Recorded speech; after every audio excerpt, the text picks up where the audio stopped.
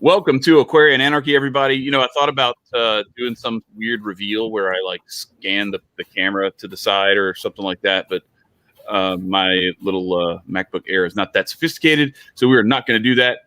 I am Chad. You see me, Marcus. Throw the banner up there. We got Nico and Marcus, and this is my baby brother, Evan Lemoyne. Welcome him to the show. We're going to get into a whole bunch of stuff, but first we want to remind everybody to go to the Patreon store and go to the Patreon and become a patron. At the $5 level, you get to join the Anarch chat where a whole bunch of really dope conversations go down. You know this. We talk about it every week. And also, don't forget to go watch some of our other videos. We've done a whole bunch of our guest list is epic. And I'm as excited, if not more, about this guest, even though he's my baby brother. And I've known him for so long. I can't wait to reveal what he's been studying, what he's about, and like the man that he's become to this audience, because I think he's got a lot to share, especially on the topic that we're going to do today. Marcus, you kind of set this up. I wasn't supposed to be here, but here I am. Yeah, and see, I got this one. Because he's got this cactus that says free hugs. Nice. Nico's looking African right there. Wow, Marcus.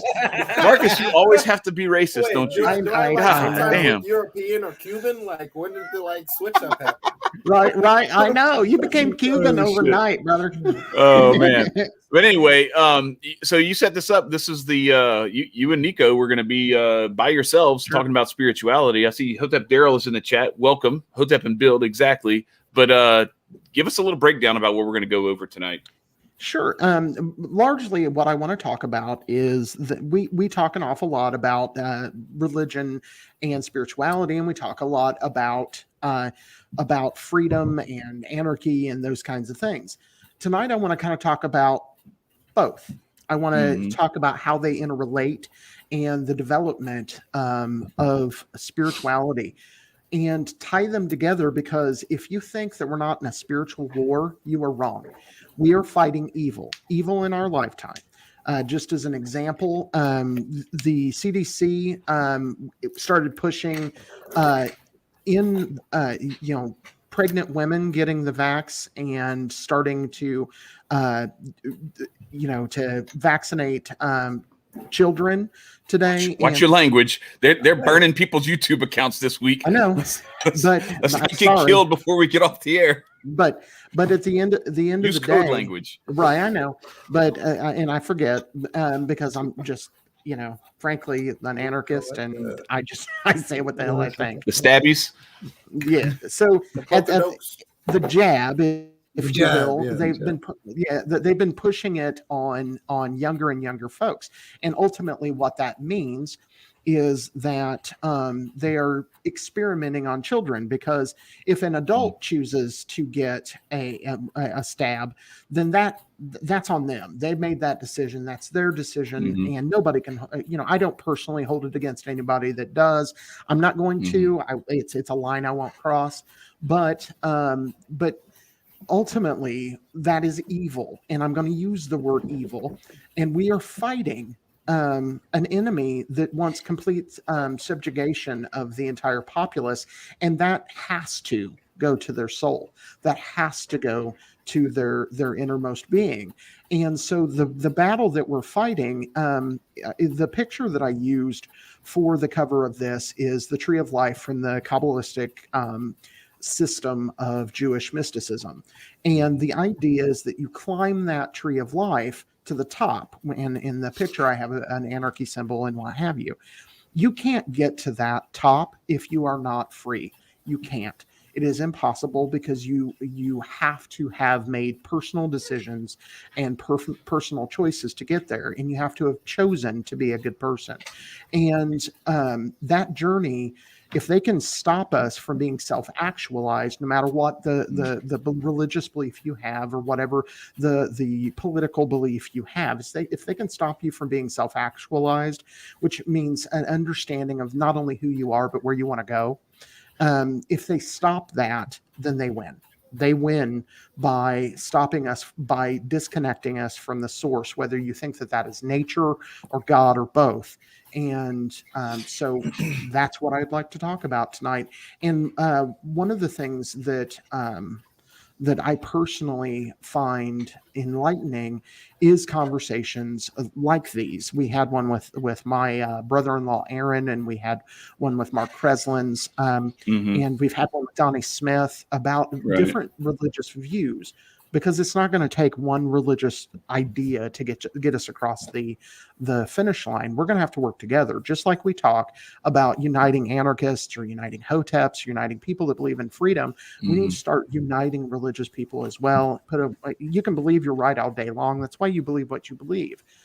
But we've got to come together and start defending the idea of God. True, Nico, what's your expectation of what we're hitting on tonight, and how do you take all that? Well, for starters, praise to God and whatever God you praise to, because at the end of the day, all four of us, my bad, I didn't mean to exclude you, Evan. All four of us have different viewpoints of God, and granted, Chad and Evan still have a similar and congruent ideology. They still differ. What's best about difference is that you get to see the opposite side, or, just a little bit. I'm not way too left-leaning or way too right-leaning. I'm just right there. So it's like, that's the kind of ideology that you really need to have and perceive with in all forms of religion, because religion is probably one of the most, if not the most, cherished thing to a lot of people's hearts. It's something that carries them, and it's something that day to day, that fire that lights them. But discussion amongst it can get jumbled if there's not a mediator or if there's no discretion. So what I would like to present is, or not present, but to discuss is how is, or what is the best way for us to,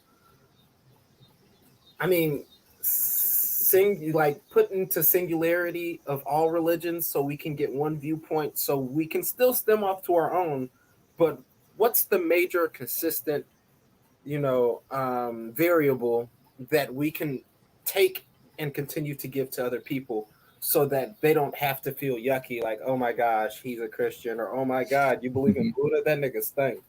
No, it's like, what is something that's congruent that we can give to people and be like, not like Jehovah's Witness either, not like them either, but what can we come to you and give to you for you to present, or not present, but to perceive my understanding of God? Yeah, well, so I think that's a good spot for Evan to kind of give his 2 cents on that, because what Evan has been doing is he's been kind of living this. He's got a mission that he's on, and he's been trying to find a way to make that mission appeal to as many people as possible through not necessarily having it pinned down to a particular either religion or line of faith, but something that we can all as humanity agree is a path that leads us in the right direction to our ultimate fulfillment. Evan, go ahead, man. Yeah. Really, I've got two main,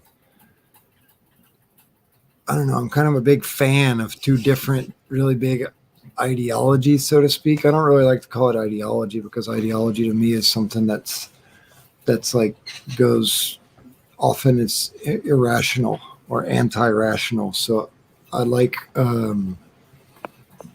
can call it a viewpoint maybe.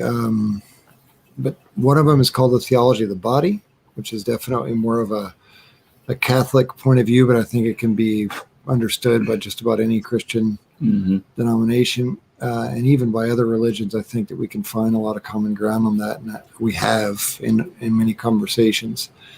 But the other one is called the integral personalism, which is basically understanding how we can find our spiritual center in our own personhood, and how we can find our dignity and our freedom and our beauty and our uniqueness in our own personhood, and how from that we can even find our calling, our mission, our God, our relationship, our everything. We can understand even ethics and morality in reference to our own personhood and in reference to the personhood of others. And we don't necessarily need it to be written in a book in order to be able to understand it. That doesn't mean that there's no value to real thing, or Mm-hmm. it doesn't mean that nothing is real and that everybody's subjective view is equal. I mean, like an anorexic person thinks that they're obese, and they might be in error. They Right. might be mistaken. So not every subjective view is objectively founded. But I think that we can find an objective foundation in personhood. And to me, that's been the key to understanding my own sexuality, to understanding love, to understanding community and happiness. Nice. So yeah, that's my shtick, so my superpower. I'm gonna just go ahead and drop this bomb right now, because this is one of the gems that Evan he hasn't shared with us. He shared it a little bit when he did his episode with Hotep Jesus last year, but Evan offers this little false dichotomy that we seem to be offered by the world, which is you can choose either to have like this old stoic, prudish, very Puritan view of human sexuality, which is you get to be in an intimate relationship with someone you love, and sex is just for like procreation. Or you get the very far other end of the spectrum, which is sex is just for fun and none of that other shit matters. And it just matters like how many people, how many times, how many different ways, and how much fun it is. And the dichotomy that he offered was, if I asked you, you could have a life full of deep intimacy and connection and love and no orgasms, or a life of deep loneliness but tons of orgasms, you'd probably choose neither, because no one wants to be deeply alone and no one wants to live life without orgasms. So why not try to find the path to both? Mm-hmm. I would agree with that. Okay with that? Yeah, I think it's pretty good. Okay. Yeah, I would agree with that. I'd love to hear more, and because as we had an episode probably about a year ago where we kind of dived deep into like sexual thought as it relates to spirituality. But to me, those I'm with you. I want kind of both of the good sides of that, Right. And I think that I achieve that. I think that that to me, because I see the dichotomy they try to paint it as left hand path versus right hand path, and ultimately they both end up the same place. So it doesn't really matter. What matters is that that sexuality is recognized for the divinity that it carries in itself, and I think that that's one of the keys to breaking through that dichotomy that you were talking about. Evan, do you have any thoughts about that? Yeah, I'd love to comment on that. I think that we tend to confuse pleasure with happiness. And For sure. and I think that that's one of the things that makes so many people so deeply unhappy and hopeless, because they think that circumstances and their access to certain luxuries and pleasures and comforts is the key to their happiness. And if for some reason they can't have that, then you're like, I'm screwed. So I think if we can understand that the body isn't the gatekeeper or the holder of the key for our happiness, and sometimes it claims to be. It's like, hey, you obey me and you give me everything that I ask for when I ask for it. And if I want a whole cheesecake, you give me a whole cheesecake, because if not, you're going to see you're not going to be happy. And I think in that way, we need to understand an integration of our bodies into our whole personhood. So what I would say is, like, if a doctor gives me some kind of medicine that's going to cure or alleviate my, I don't know, arthritis or something like that. Please. Yeah. I said that because Marcus is taking turmeric and everything for arthritis. But it causes like deep depression, suicidal thoughts, and sterility. Then I might consider otherwise. I'd be like, okay, well that is a partial good, and I recognize that, but it goes against my integral good. So kind of like catching that vibe of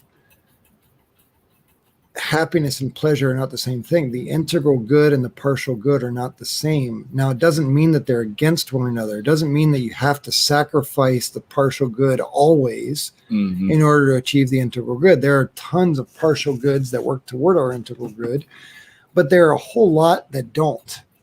For sure. Or the way that we do it. And I think sexuality is a big example of that. So it's like, okay, well, if in order for you to have orgasms, you have to like rape people or abuse small children or something like that, well, that's not really going for your integral good or their integral good. Even though you might be achieving what's a partial good, which is you get your kicks, Right. And that's like an extreme. But even if you go into a codependent dating relationship or promiscuity and this and that, superficial sexual relationships, pornography, and all these things where it just turns into a relationship of mutual use, or even like a mutual prostitution, where there's no longer the total self-giving of two persons to one another, but rather an exchange of goods and services. Sure. I think when we start to fall into that, humanity or human beings, we tend to fall into this forgetting that I'm working for my integral good and your integral good, and not just working for my partial good, and maybe sometimes thinking about your partial good too, and just turning into like these mutual service providers. Sure. Like, I'll give you a little bit, you give me a little bit. And as long as we both consent, then it's all good. And I think that kind of weaves its way into, sorry to say this, some of the libertarian mentality, I think, falls into that, where it's like thinking that freedom is the same as just licentiousness, or just doing whatever the heck. Yeah. Just like going against your own good and the good of others, and being like, well, just hey, for the I'm sake free, of man. rubbing it in people's faces that you can. And what it I think comes down to is being libertarian isn't being libertine. They're two very different things. And you, just because somebody says, yes, I can have sex with you, let's say, to use a really awful example, let's say it's like a young girl or something like that. Well, I can give a great example that that's going through the news today. It's trending. Jose Jesus wrote an article about it, and it's like the best performing article in the history of Jean-Cour. Shout out to Jean-Cour. So Brittany Renner and PJ Washington, he was a kid, and like there was some, anyway, as soon as he turned 18, they started linking up. Well, anyway, they had a kid together. Now she just won a judgment where she's going to get $200,000 a month for the next 18 years. Wow. Because he's an NBA player. And so you look at it, it's like, wow, she just signed an 18-year, $43 million contract with the fact that she had sex with him and they had a baby, and she divorced him as soon as the son was born, the kid was born. Of course. And that's the thing, is like, then you have these other people who are these unwitting participants in this fuckery that, like, it's not just free license to do all of this crazy shit, because there are other repercussions. And yeah, it may all be quote unquote legal and even fit into a libertarian or anyone else would even say, like, well, they consented and this is all, it's pretty much contractual and all this stuff.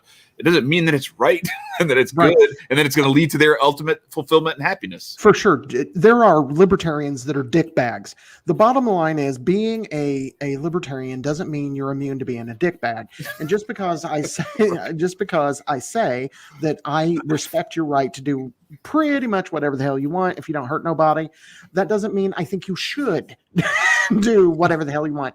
You have the freedom as a libertarian to jump off a cliff and kill yourself. It is not a good idea. That's a bad idea. And it's okay to say that that's a bad idea. And that doesn't make you a bigot. It doesn't make you a bigot for saying that's a bad idea. Right. And so I think a lot of people get caught up in the idea that it's okay to do that. Like, for instance, when I was a youngster about Nico's age, I did a lot of, and he looks like he's frozen. No, he's just really pensive. Yeah, he is frozen. Am I frozen? Yeah, you are. I thought he was just really you're interested. frozen, right? He's just like, man, I want to hear. We can more. hear you, but your camera's frozen. But when I was like to my 20s, I did an awful lot of just dating a girl, doing this thing, and go on about my business, and that all it was. Like you said, just using each other and for what we could provide. And the thing is, there wasn't really anything wrong with that, but that's not love. That's not growth. That's not finding fulfillment through sexuality. Yeah. It's not Hotep and Build. Right. No, it's very constant in this generation. Hey, Nico, you froze again. Oh, I'm frozen. Can you hear me though? Yeah, we got I can you. now. Okay, well, as long as y'all can hear me, that's all that matters. But it's As soon as he starts talking. As It's soon as he something starts that- talking. it's something you'll be like, am I still? Can you hear me? What happened? Yeah, you're breaking son up a of a bit, bitch. bud. What the fuck? I'm gonna have to go beat my brother's asses off this internet real quick. I'll be right back. All right. So to continue. Can I say something real quick? Yeah, go ahead. Go ahead. Oh, may I? Yeah, go ahead. Yeah, anytime, man. There's this concept in the personalistic view that's called participation, which basically means that participation means that I am truly free to act. So I'm not being coerced. I'm not being forced. Right. Defrauded. Right. I am free to embrace the value and the goal of the community. And I want that. And I agree to it. And I commit to it with my free will and work toward that. And that common goal is actually a good for my individual person as well. So that's one part of participation. It means, first of all, that I'm free. Second of all, that it also is a good for me. And third, that it allows for every other member of the community who participates in this act can also be fulfilled through their participation. Okay, so which means they would have to be free as well. Now, it doesn't mean I can guarantee that they will be fulfilled, because that kind of depends on them. Mm-hmm. I can't really like make sure through my action that everyone else will be happy, but I can make sure through my action that I am not limiting their access to fulfillment. So, like, let's say our goal for our community is an excavation. And why do we want to do an excavation? Because we want to build a wall. And why do we want to build a wall? Because the Vikings are coming and they're about to attack the city and pillage and all that kind of stuff. Okay, great. So the common good is the good of the city. Okay, that's great. But if in order to do that, we end up enslaving people or this, that, or the other, where we're going against the fulfillment and the dignity of some of those members of the community in order to achieve the common good, that's called totalitarianism, because it means that we are excluding or annihilating the true participation of some members, which I think we can consider that in today's world a little bit. Yeah. And the opposite side of that is isolationism. where it's individualism, total individualism, where you say, I don't really care about anybody else.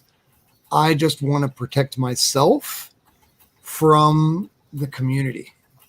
So like there are these two sides of the same coin, which actually personalism would say that totalitarianism is the inverse version of individualism, where the individualism is the individual has to protect his own good from the community goal that might infringe upon his freedom. Then the totalitarian is trying to protect the community from the individual, saying individual freedom is the worst possible danger for the common good. So the key to personalism and participation is kind of the solution that I see to this is saying, okay, wait, what we need is to find a way to achieve the common good that includes the individual good of every member, or at least the access to the individual good of every member of this community, and the free participation in that seeking of that common good. So anyway, that was kind of a long. Sounds a lot like what we talked about last week with Anarchy and Gray with Mutualism, right? For sure. I want to hear what Nico was about to preach about, because he got unfortunately knocked down by the redacted. Am I? Can y'all see me? Yeah, you're good. Great. Canceled by his brothers. Yes. So I was going to go down the path of, as growing up as individuals, you know, and especially the society, which is complete and utter ass. Like, for the men's psychology, it's like, get as much as possible. And when you do, good job, chap. And then you do that, and then you run into a brick wall like, wow, what did I accumulate? Like, what did I really gain out of anything? And it's absolutely nothing. You don't gain shit but a few new strokes. That's all you get. Other than that, you end up drained. And that is our societies. We're a drained society and never really thinking, okay, well, I want love and I want traditional this and I want traditional that, but where's the effort? There's a lack of effort put amongst, and it sucks because everything is about shorter. Am I? Damn that Chicago internet. It's not Chicago. Seems like every time you get the best part is when you freeze. Right. It's like when you're having a really deep conversation when you're driving, and it's like, and listen, I got to tell you this. Click. Yeah, right. Wait. All right. Try again, Nico. Look. Hey, Patreon $5 help me. You need a hotspot or something. Look, there's too many people in my house right now using the internet, but I'm gonna find me a router and just plot me one in the corner. Point being is that we being in a hyperly sexualized society really is a downfall for us finding our true understanding to happiness and it's happiness and pleasure. Is that it? Because you stick with the pleasure side and then you go do your business, and then at the end of the day you're drained. But when you find that happiness, it's never drained. Like, it's still euphoria that tingles in your toes. It doesn't go away.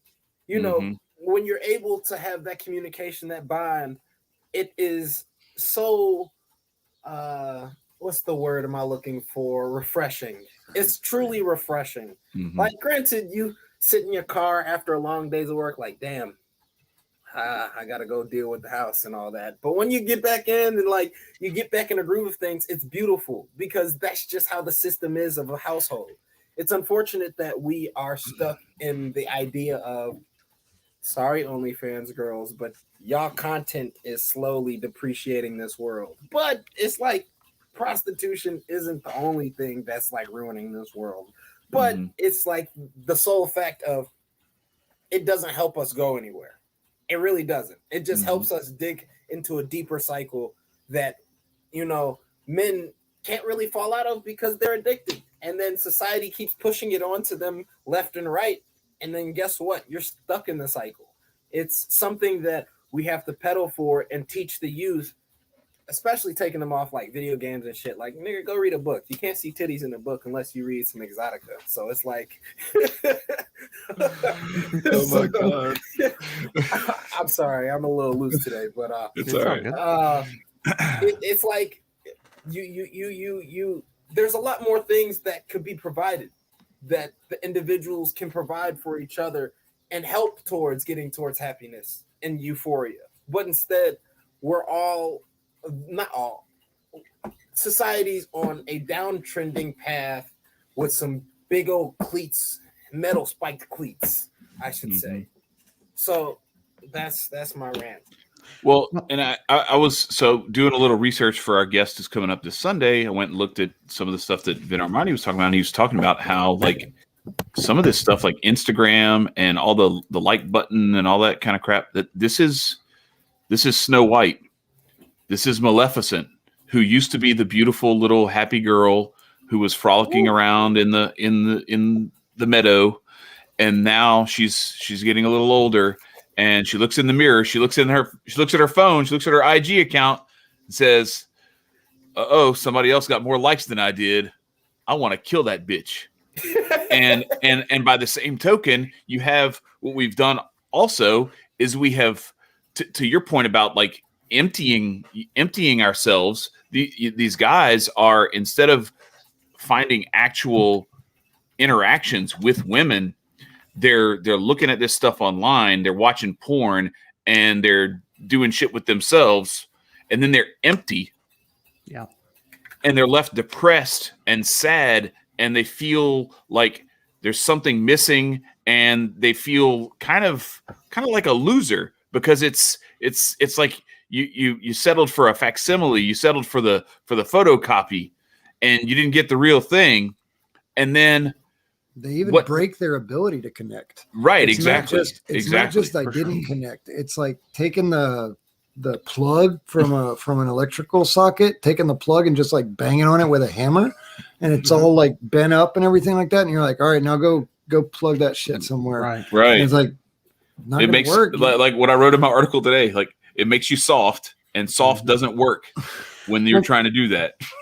Yeah, exactly. And ultimately, what we're really talking about, it occurred to me when you guys were talking, because of some of the, you're talking about lust, you're talking about envy.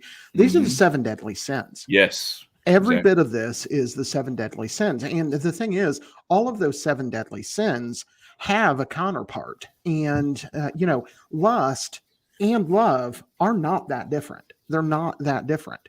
They may, they're at least in action, in feeling, and in fulfillment, they're vastly different. Wrath and anger is not that different than righteous anger. Yeah, it's not that different. And all of these things are tools. And one of the things that I learned many years ago in my particular spiritual path is that it isn't about black and white. It's not about good and evil, really. It is about how you apply those tools, because everything is a tool. Whether you're talking about your pathway to God, your religion, anything like that's just a tool. God, I agree with Gerald Gardner, who was the father of modern witchcraft. He said, I refuse to believe in a God that would deny me heaven for loving him differently. And I really believe that's the case. And it is about your intent. What is it that you're trying to do? Now, with a sexual situation, whether you're in, and I think that prostitution is work, sex work is work, and if women want to do that, that is all that they're voluntarily doing. Whatever, that's their business. But when we're talking about but it doesn't make it love; it makes it a business, and that is something that is vastly different. It's transactional. Yeah. Correct. That is something that is vastly different than a real relationship. And what we're kind of beating around with all of these things with is that what makes something good, to go to Evan's point, is that it not only enriches you. Now, you can say that something is good for you, and that's fine, but makes it communally good, if you will, is that it enriches the community, and sex and love enrich the community. Whether Bill Gates wants us to procreate or not, the facts are that we need procreation. Right. We have to be able to do that. We have to be able to procreate. Otherwise, our species will cease to exist. Mhm. So or that it'll is become something- a bastardization of itself, like Huxley describes in A Right. Brave New World, where sex is recreational and people come from labs and test tubes, right. which disconnects humanity from human beings. Mm-hmm. Agree.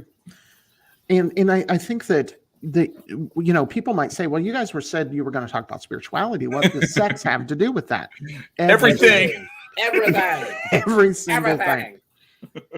Yeah. The thing is that Nico looks like a ventriloquist when he does that. I know. He's it's not great. moving, and he's so like, yeah. Right.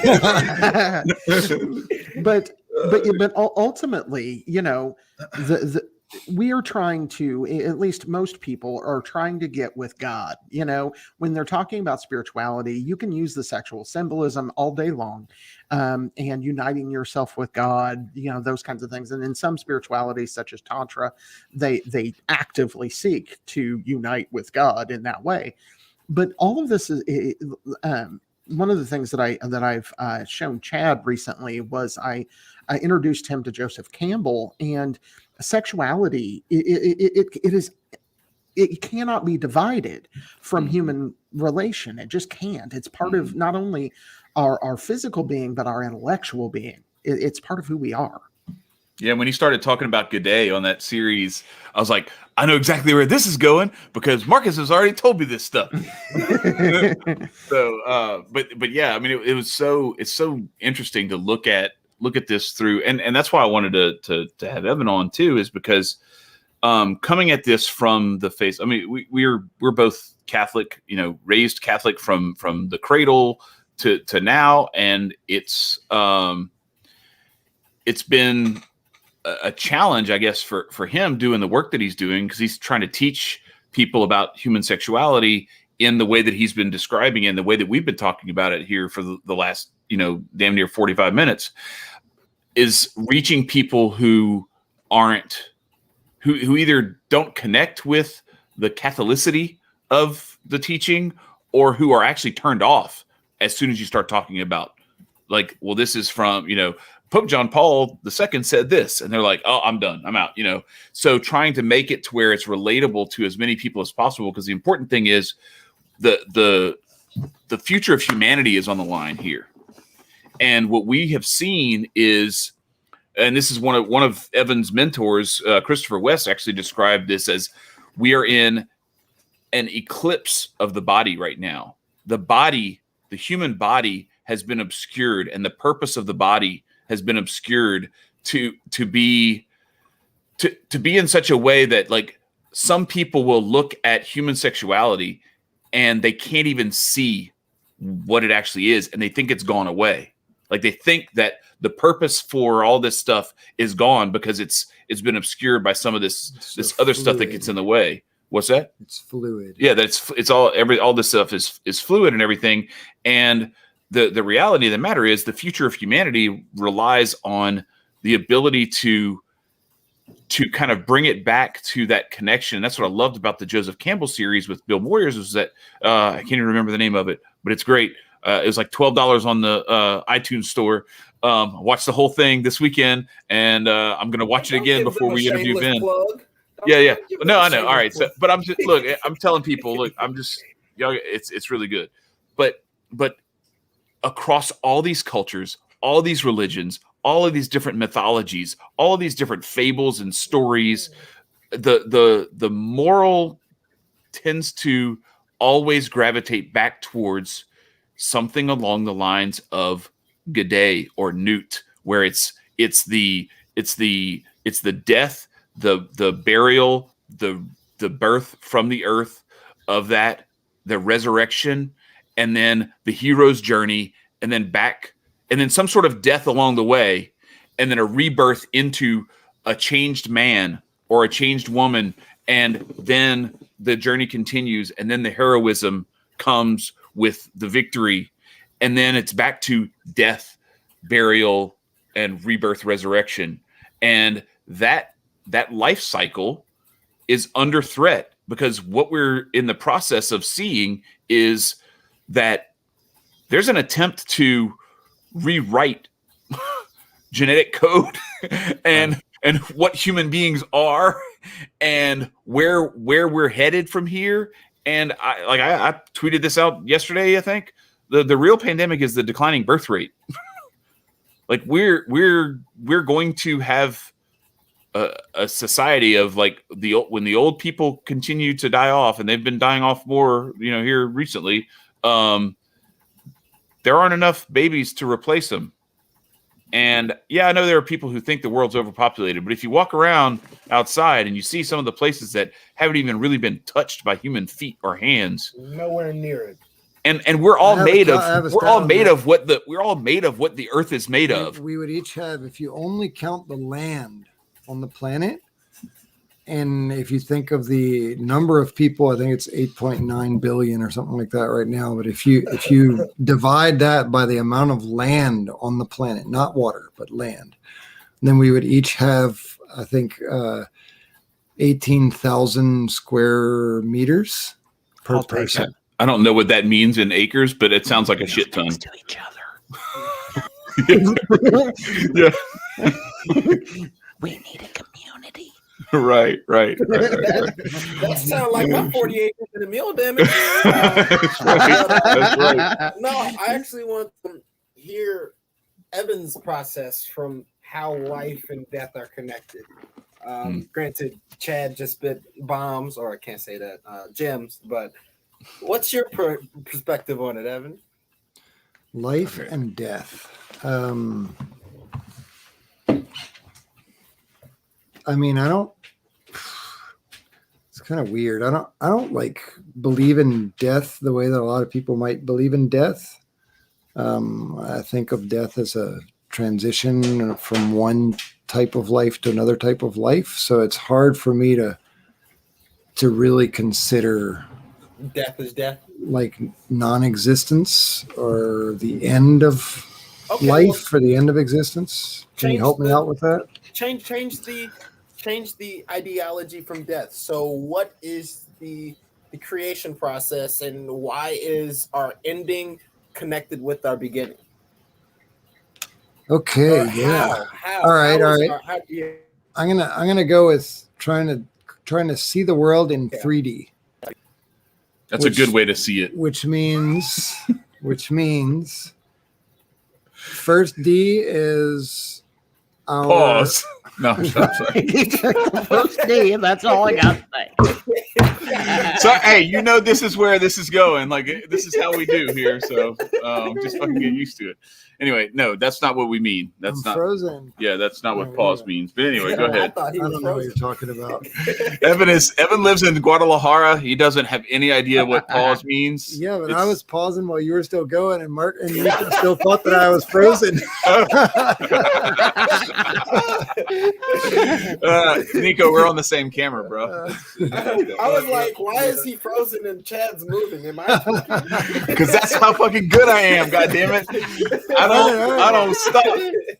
That's great pause stuff. But anyway, 3D means desire, design, and destiny. Okay. So I believe that our desire is. See, he always has the gems. Like this can be deep. Watch. Our deep desire, our deepest desire is for union and ecstasy. And our design, the way that we direct that desire, or meant to direct that desire, is by being gift, communion, and creator in the image of God. Nice. And through that, it's like, imagine it as like a rocket. So like the fuel is the desire for union and ecstasy, and that will drive us wherever you point it. It's going to drive you. Yeah. So you got to point it right. And the pointing it right is learning to direct that into the design, gift, communion, and creator. And if you're directing your deepest desires into that, then you're going to live for the common good and for true love and all that good stuff. And that will shoot you into your destiny, which is eternal union and ecstasy. So to me, that's like the key, It's understanding our own desires. And the biggest question in life for me as a person in my spirituality, like my prayer, my most common prayer is help me to want what I really want. Help me to desire what I truly desire. Help me to direct my desires toward that which will satisfy me and fulfill me.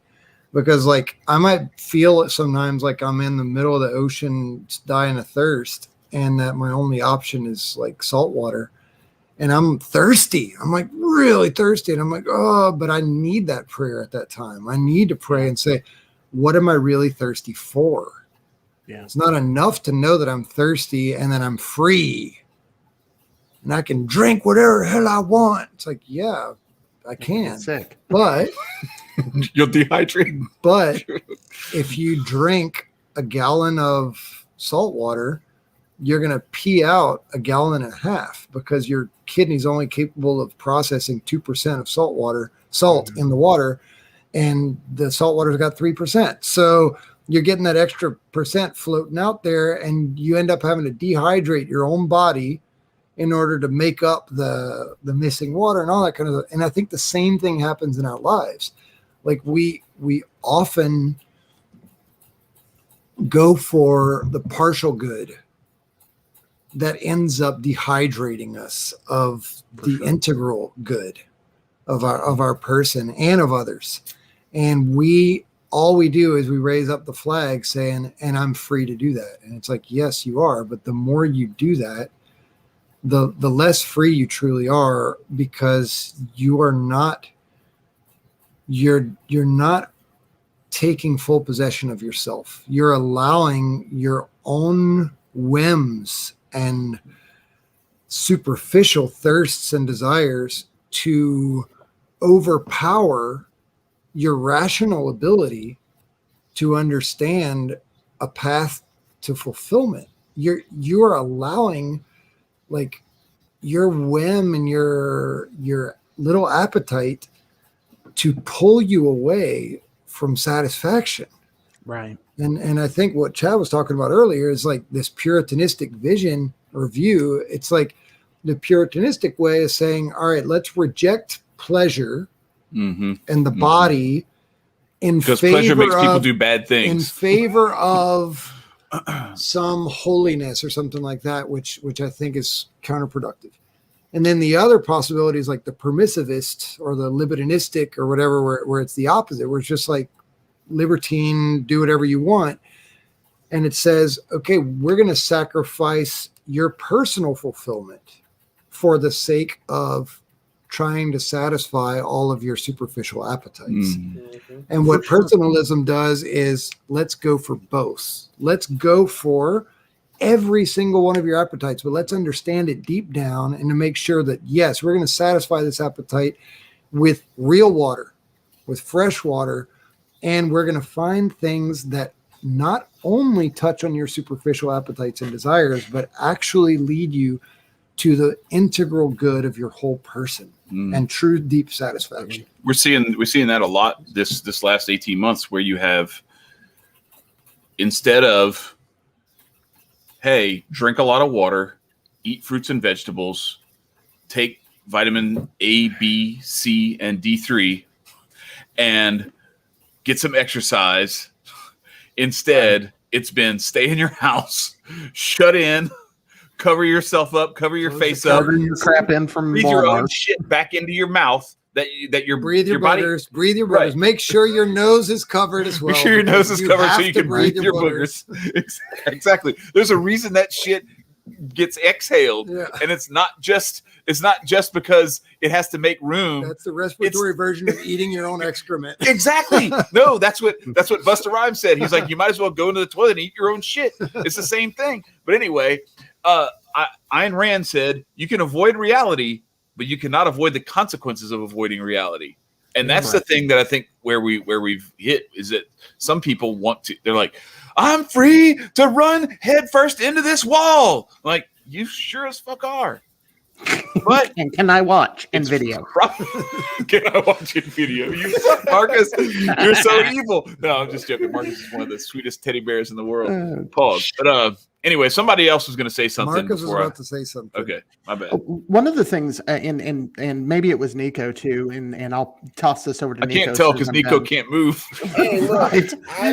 He can't even raise his hand to ask a question. Nah, not at all. I'll throw it over to you as soon as I'm done saying this. One of the things I want to tie what you're talking about, Evan, into is that the state does this shit always. This is one of the reasons. Crowley talks about the Black Brothers, and yes, I have read lots of Aleister Crowley, and one of the things he talks about is that there are Black brothers whose entire purpose is to lead people away from God. That's their point. That's what they do.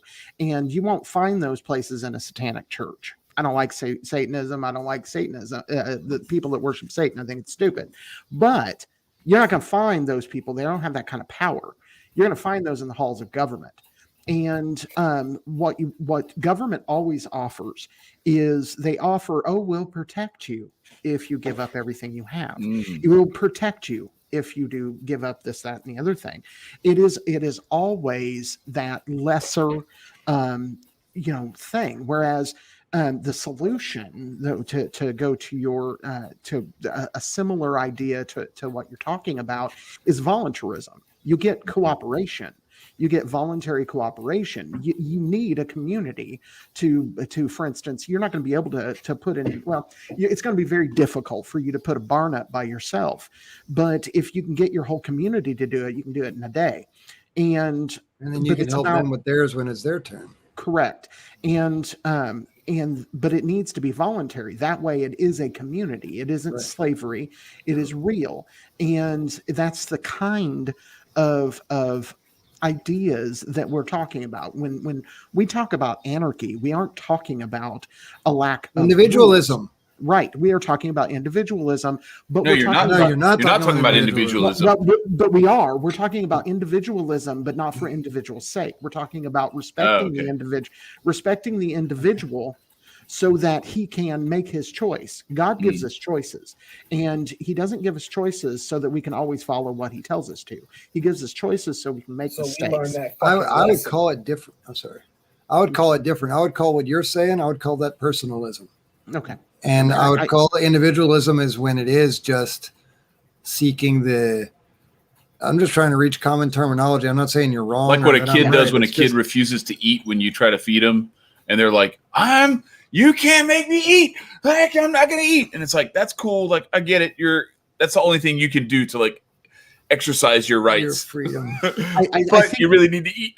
Yeah, I think we actually have reached. I accept the term personalism. That makes sense. Yeah. So, Nico, you were trying to say. Yeah. Nico. You're he is there. I'm not going. No, I'm here. I'm here. Right. But, what was I trying to say? We're gonna have to hit that rewind because it's like I was paused and then my brain actually paused because I don't know. So, I mean, let's bring it back all the way to the good old conversation of sex. The birds and the bees. No, I have a question though. How would one propose to the masses about, well, no, Evan's doing this, but bringing it to a Western viewpoint, because us Americans, and there's no way of comes to dynamic of sex, I guess, and things of that nature. How would one, I wouldn't say correct, because there's no such thing as like properly correction unless we want to get away from all that the fucked up shit. But how does one, I guess, realign themselves with trying a better, I guess, person with God through the euphoria of sex? How would we? All right, I'm going to try to take. Oh, sorry. Oh no, Yeah. no. Nico, how you're would breaking up a bit. That's Yeah. what the trouble is. I think what he's saying, and correct me if I'm wrong, Nico, is that how do we get to the spiritual side of sex? Is that there? Yeah, there we go. There we go. That works. It's right up For, Evan's alley. for me, God is gift, communion, and creator. Yes. I believe in a Trinitarian God, God the Father, who is total gift of himself, and then God the Son, who receives that gift totally and gives himself totally. So it's a mutual reciprocal self gift. Mhm. And then the Holy Spirit as the gift personified. Mhm. And so there is a communion of love. So there's the gift and communion and then creator. So like if you were to like think of it as like a hand sign or a boomerang or something like that. Yeah. I like it. Gift, communion, Yeah. creator. And Okay. and so God is that. And then God's like, okay, I want to live that relationship with, I want to share that relationship with new beings. So he creates everything that exists, and he creates us as free persons who are capable of recognizing creation as a gift from him. We're capable of receiving creation freely, appreciating it, valuing it, and giving ourselves back to him in a way, and reaching this mutual reciprocal self-gift, this communion, and this transcendent creation that can come from that.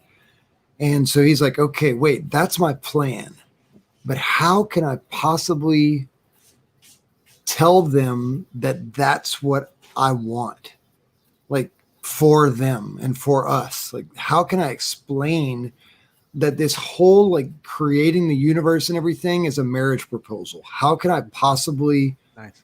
propose that? And he says, oh, I got it. I will create them in my image and likeness so that they too can be gift, communion, and creator through the sexual act, through marital love, and through that experience of this longing to give myself to someone else and to receive someone else as a gift and to be one with someone else, not just to be together like water and oil, but to actually be united through this reciprocal self-gift, and to be able to be co-creators with him. We start to understand like that is precisely what helps us to discover the fuel for our rocket and to direct that rocket up to the stars. So Absolutely. I think we can experience the sexual act, and personally, I don't know how far we can go with that, but Keep going. personally, I can say that there have been moments in my marriage life where I have asked God for help to please my wife, and he has never failed. Awesome. And I have encountered God's love through her in ways that have brought us both to tears. And Same. there is definitely, and that's not like every day. I'm not talking about like, yeah, dude, you got 10 minutes. All right, I got to go to work. I mean, maybe Experience a little God. right. I mean, it's not like a vending machine or something, but I think that there is something very real in that vulnerability and that self-giving. And whenever we open ourselves up to that, when we find each other, we tend to find God in and through one another. And God gives himself to my wife through me and gives himself to me through her. And I give myself to him through her. And she gives herself to him through me. So it's like kick ass. Yeah. Mhm. And that reminded me of two things. The first one is there's a quote from the Thelemic holy book called the Book of the Law, written by Crowley, supposedly divinely inspired. And one of the lines from it, I believe it's in the first chapter, it's the Spirit Nuit speaking, the Queen of Heaven. And she says, "For I was divided for love's sake, for the chance of union." And what you were talking about is God dividing himself into man and woman so that we could experience that unified feeling, that moment of ecstasy of the spirit. And so it reminded me of that. And it also reminded me, I'm very influenced by Hinduism. And one of the things it reminded me of is I had an experience with my wife several years ago, sexual experience, where I lost like my cognizance, if you will, of who I was. And in that moment, my wife became the goddess Kali. From the Hindu pantheon, who is the destroyer. Just to be clear, she's time, and because at that moment, people talk about spirituality and they lose the idea of sacrifice and giving of yourself. And in that moment, I let myself go. I let myself be one with her. Yeah, exactly, Nico. It was an ego death. I let myself go and become one with Kali, which was in essence becoming one with my wife. And one of the most spiritually enlightening moments, because it's not something I can say. Like, I'm struggling to put it into words, because it's not something that you can like speak about. God, it's like psychedelics, right? It is like psychedelics. It's like psychedelics. It's not something that you can easily describe it, because words fail you every time, and that's the way God is, And I think that one of the things that we need to stop doing is dividing this earthly plane and the joys and the pleasures that we have here from what heaven is. In that tree that I used as the glyph for this, that picture there down at the bottom, if you see that multicolored circle at the bottom, that is Malkuth, or the kingdom, that is earth. And if you directly at the top is Kether, the crown, or where God resides, if you will, or the anarchy symbol. Right, for sure. And for sure, I put anarchy and God, of course. I love Marcus. Marcus is the fucking goat, man. I swear to God, it's awesome. Shoot. But that glyph isn't complete. There was I read a book several years ago, and I can't remember who the author's name was, but it was on Tarot, and it talked about because Tarot is very Kabbalistic, a lot of symbolism comes from that system, and it talked about that really everything that you see in that glyph is nothing more than Kether and Malkuth, and everything in between that is just the pathway from the earth to God, and ultimately God is part of both of those things. And if you look at yourself or your partner as the one or the other, it doesn't really matter which one it is, because one is the other is the other, on forever. But if you can find that link, then you have a conduit that points you directly at God. And the more you devote your every moment, in Hinduism, they tell you that there's a particular form of Hinduism called agorism. It's different than the anarchy agorism, but in that particular faith, they devote themselves to sexuality, they do a bunch of drugs, they do a bunch of stuff. They're really way out there. But one of the things that rang true to me when I studied that was that that what they're trying to do in all of this exploring is they want the moment they die, the moment that they pass between worlds, that all of their thoughts are on God, no matter what it is. If they are if they're having sex, they're thinking about God. If they're smoking a bunch of weed, they're thinking about God. If they're digging trash in their backyard, they're thinking about God, because at that moment when they die, their spirit will join with whatever they were thinking about.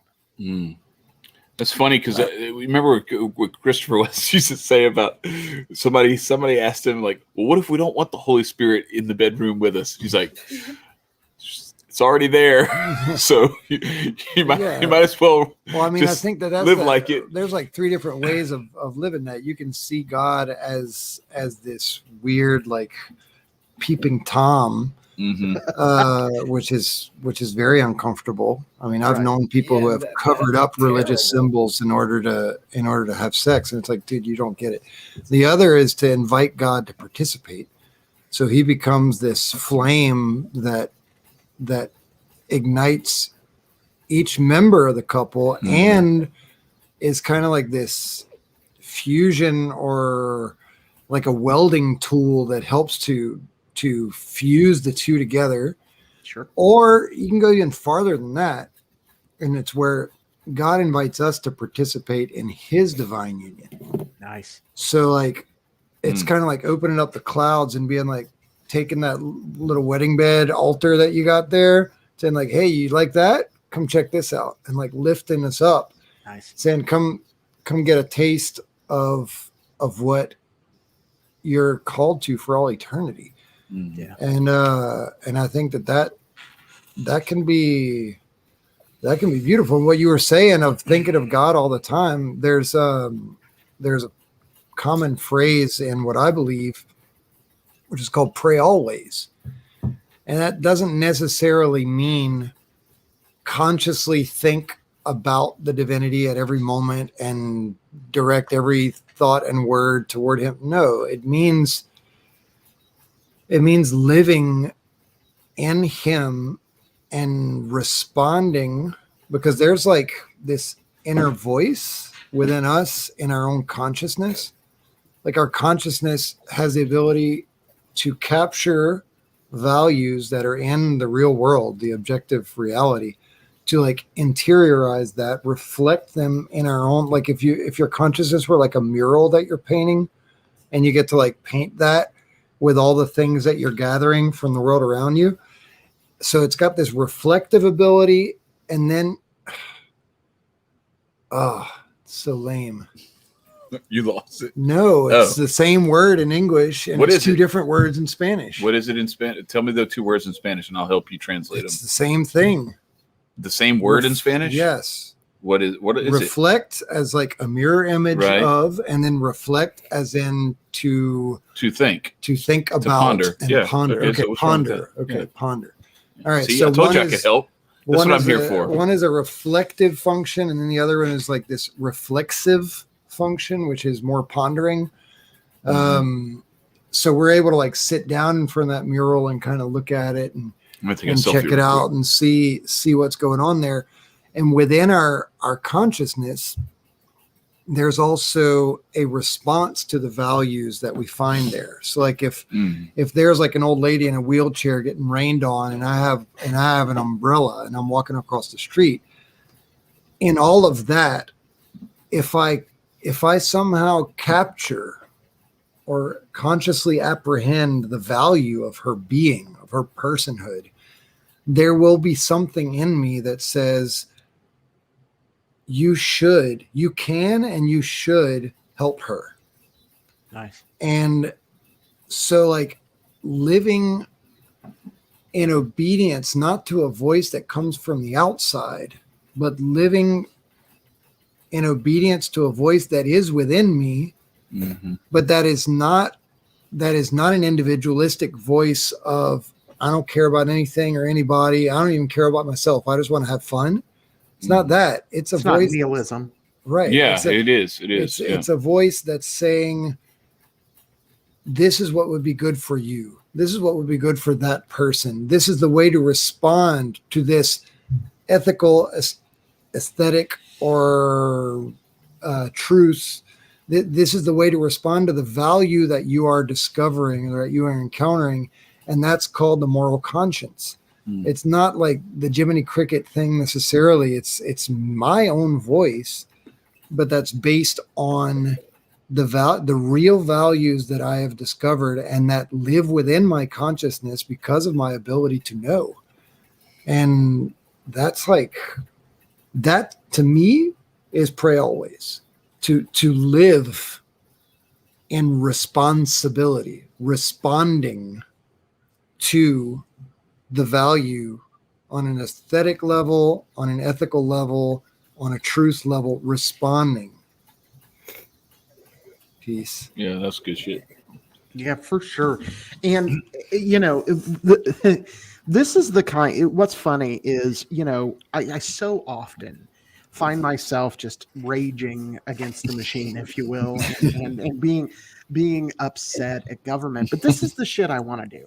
Yes. If the Yes. government weren't trying to fuck my kids over, this is what I want to be doing. Yeah. This is what's I important. think this is the answer to that, though, right? Sure. Ultimately, like this is more important than there's so many people already bitching about the latest, the Hill article or CNBC headline or CNN headline that like I think that market's kind of saturated. I feel like this is more of that's why I'm really excited about what we have coming up. Like we've done some really great interviews, but like this one tonight and then the stuff that we have coming is anyway, go ahead. Finish your saying, but I'm excited. Oh no, I was pretty much done. Okay. Nico, were you've been quiet, but we can't see if you're trying to get a word in, so I want to give you a space to go ahead and enter the conversation. I mean, I think he's still struggling with his you feel line. me? Can you? Yeah, I hear you. We can hear you now. I was saying, you guys, the Lemoyne brothers were deep diving in the deep ocean sea, and like my man Marcus was hitting us with some gems. Like I'm enjoying the show myself. I feel you, man. No, you got touched on a lot of things, and then I was frozen, so I'm not gonna lie to y'all. So the things that I did catch were gems, but the other things were like so. Let's see. I had another question. And this would be for the round table. And Arthur. So you broke up, that being Nico. said, Every time you start to fucking say something. Okay, you're back. You're back. Go ahead. You're back. Make it quick. I'm okay. Whew. So what? I froze mentally. No, go ahead. Oh, all right. I mean, I'm yeah. Turn off your video because you're not moving anyway, and your audio might be better than your video. Like you might have a cleaner signal if you're not having so much bandwidth taken up by the video. Give her a shot now, Nico. Try. Hey, just a reminder, guys. Am I frozen? No, that's great. No, you're go good. Ahead. Is it better now? Yes. Yeah, do it. Just talk. Patreon's $5. Patreon's $5. This motherfucker. I love it. I forgot. We forgot to tell you. You're supposed to be our sales guy now. So you gotta. Look, I'll come in here like Terry Crews with my shirt off. Pause.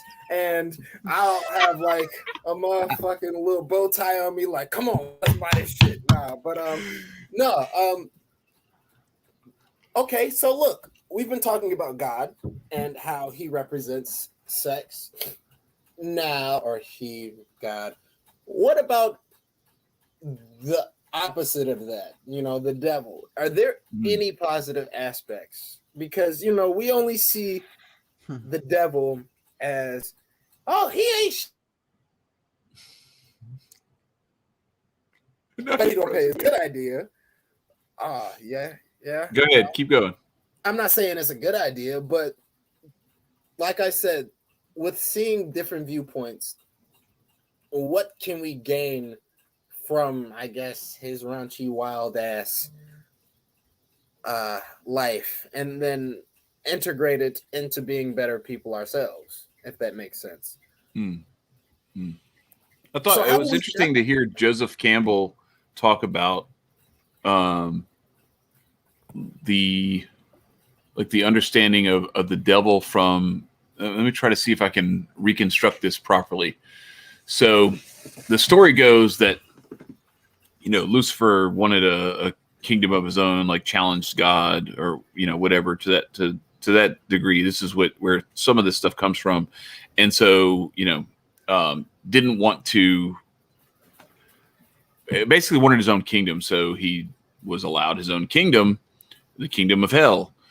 The alternative version of that story is that when God created the angels, they were like highly exalted. They were, right there with God, just maybe a notch below. And they only were to kneel to God. And then God creates man, and God asks the angels to serve man. And Lucifer's like, no, I'm not going to. It was almost that like he loved God too much and could not even do that, could not even go that far. So now, like, this is not something that I have studied a whole lot. I just thought it was interesting when I heard it from that perspective, that it was almost like he got so dialed into that, to what Evan was talking about before, ideology, that he couldn't even hear like the new firmware update from God and download it and actually internalize and incorporate it into who he was. And that's how we ended up with what is known as Satan. But I don't know. It's just an interesting perspective. Go ahead. I think there's something beautiful about dependence, which is not this, like, doesn't go against my freedom. Like, I cannot live the communion of love without the other. So if my call and my deepest longing is union and ecstasy, oh well, I depend on another. Something to love. Yeah. Yeah. And to be loved by someone. Right. An object of love and a source subject, of love. Right. And so the thing with the devil, in my opinion, is he wanted to be self-sufficient. Mm-hmm. He wanted to live eternal spiritual masturbation. And he proposed that to humanity. He said, hey, the only way that you can really be free is if you don't need God anymore.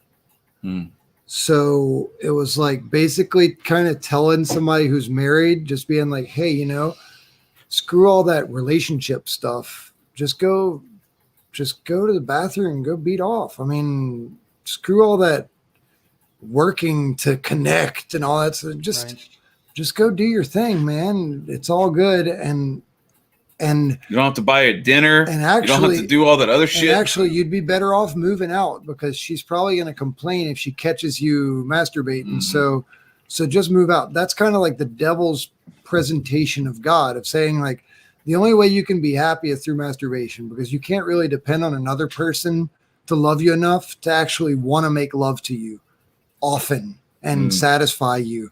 So the only way out is to turn your back on that person and run as far away as you can, because they will actually keep you and forbid you from your masturbatory behavior. So what the devil is to me is like the number one promoter of spiritual masturbation and isolationism and individualism, going always for the partial good and never for the integral good, and actually like the anti-gift communion creator. He is use instead of gift. He is isolation instead of communion. And he is destruction instead of creation. So what is the only fruit I could take out of that? Because that was the question that Nico asked. What is the fruit I could take out of that? The positive. The only positive I can take is that it sucks so bad to follow the devil's advice and to go for his tricks and his stuff, that thanks to that experience, I discovered my need for something else, for something deeper. So it's funny because like, I think God allows him to do what he does because he ends up leading us right back to what we're going for. The more salt water you drink, the more you're going to be like, I don't want this shit. Where's the real stuff? I want water. I am going to row. I will row day and night. I will blister my hands. I will do whatever I have to do until I get to the shore and find fountains of fresh water, because I don't want this anymore. And so like I can look back at my life and see all the false versions of union and ecstasy through sexuality, through some other behaviors that I don't really want to talk about. Where I think that I was treating union and ecstasy like a vending machine, and I thought I could just push a button or take a pill, and that was going to be, that was it. I could have everything that God would give me, but without having to wait, without having to depend, without having to open, without any of that. So that, to me, that's the devil. I got to throw a little couple wrenches into this. Yeah, Go I was for waiting it. for that one. All right. So the first one, there is a Sufi mystic. The name escapes me, but there's a Sufi mystic. And for those that don't know, Sufism is a mystical version of Islam. And in Islam, there's a bunch of rules that you get, right? That you're not supposed to eat pork. You're not supposed to do all these different things. And not supposed to drink alcohol. You're not supposed to do all this stuff. Well, there was this Sufi mystic who, went through all of these different pathways to reach God. And that's the whole point in Sufism, is to reach God. So he gets that. He has that epiphany. And when he has that epiphany, God says, here's Satan. How about you check out Shaitan? And he's like, whoa, that's not what I was looking for. But what he gained from that, before we came on here, we were talking about the experience that I had this past weekend with my wife, with a mystical experience that I had that involved the Loa Legba, who basically said that, very long conversation, like 3 hours long. In that, one of the things that he said was that, Amber needs to be, which is my wife, needs to be Amber. She needs to not be anybody else. She needs to be herself, even with her flaws. And that's, God made her as she is, and to do what she needs to do. And that included her flaws. So everything has a purpose. Well, Satan has a job. And according to this Sufi mystic, Satan's job is to tempt you away from God. Satan did not fall from heaven. Satan chose to leave heaven. And he chose to leave heaven. And it's very similar. If anybody wants to read the Gospel of Judas, it's a very similar idea. Jesus came to Judas and said, hey, I got something I need you to do for me. And the idea is that God used Satan as a tool to guide people away from him. And so what this Sufi mystic would do is, this is, way back in the day, over 1,000 years ago, he'd go out into a community and he would tempt people purposefully. He would be like, here, cover yourself in pig blood for whatever reason, or here, drink this, eat this, do that. He would never touch the stuff himself because he's pure. He's trying to go to God. But his job was to tempt people. That's what this Sufi mystic did, that he went and tried to get people to stop following God. And the purpose was because if they denied him, they are on the right path. And so in many ways, I think that's the way the devil is the devil is, the temptation. It is a way to keep ourselves pure. It is a way to devote ourselves so that we know we've been given. It's obvious. It's not good to kill people. It's not good to steal their shit. It's not good. Those are bad things. And we know that instinctually. And so when we are approached with, but you need to, I want you to do this for this, the self-gratification or whatever it is, and you do it, you failed, you sinned, you had a problem, and you wouldn't have been tested. You have to choose to be good. And that's the idea in Islam. In Kimbanda, which is can I comment on that one real quick? Sorry to scream at you. No, it's all good. It's all good. All right. I didn't jump that bad, did I? No, I didn't catch how close I was to the mic. It's okay. It's all good. Anyway, Go ahead. With what you were saying, there's another wrench that I get. Like, I think we all feel that. Like, whenever you're going through it and you're like, oh wait, that doesn't check with something, that one of the things, I agree with you on all the tempter parts and the function and everything like that. And I do believe that God is capable of bringing good even out of evil, like with Tolkien and everything like that. He'll put in his cacophony and his anti-harmony, and God will weave that into the orchestra and make it into Sure. a more beautiful piece than it was originally. I believe that, and I believe that God can bring good out of everything, but not necessarily that he wanted it that way or that he caused it. Because what I'm hearing here, and we talked about it at the beginning of this episode, or I don't know what you call it. Yeah, that's fine.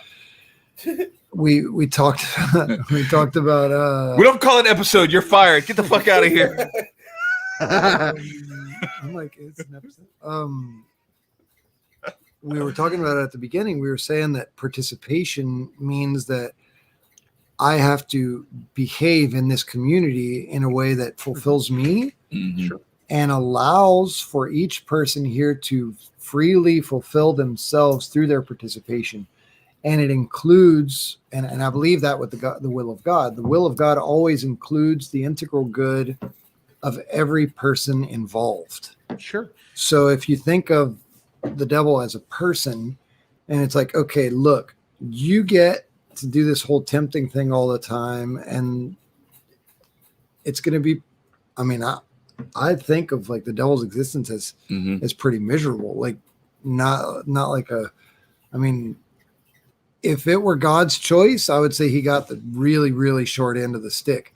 I would equate it more to like some of this stuff where you see like these celebrities who like have it all, but you sense that there's something that there's like a hole. So I wouldn't think that it's completely miserable. I would just think that there are these moments of like emptiness and a lack of fulfillment. Anyway, go ahead, continue. I would say it's the polar opposite of everything that is good. Okay. Like if there were a shower of all the good things and you're like getting showered on of like illumination, enlightenment, grace, peace, serenity, joy, love. I mean, its name is like, Lucifer. It like comes from light. Like it's like a. Well, that's his name. Anyway. Yeah, before, but I'm just saying, like it's. I mean, by the way, not biblical, and that comes from a little mystical treatise called the Zohar.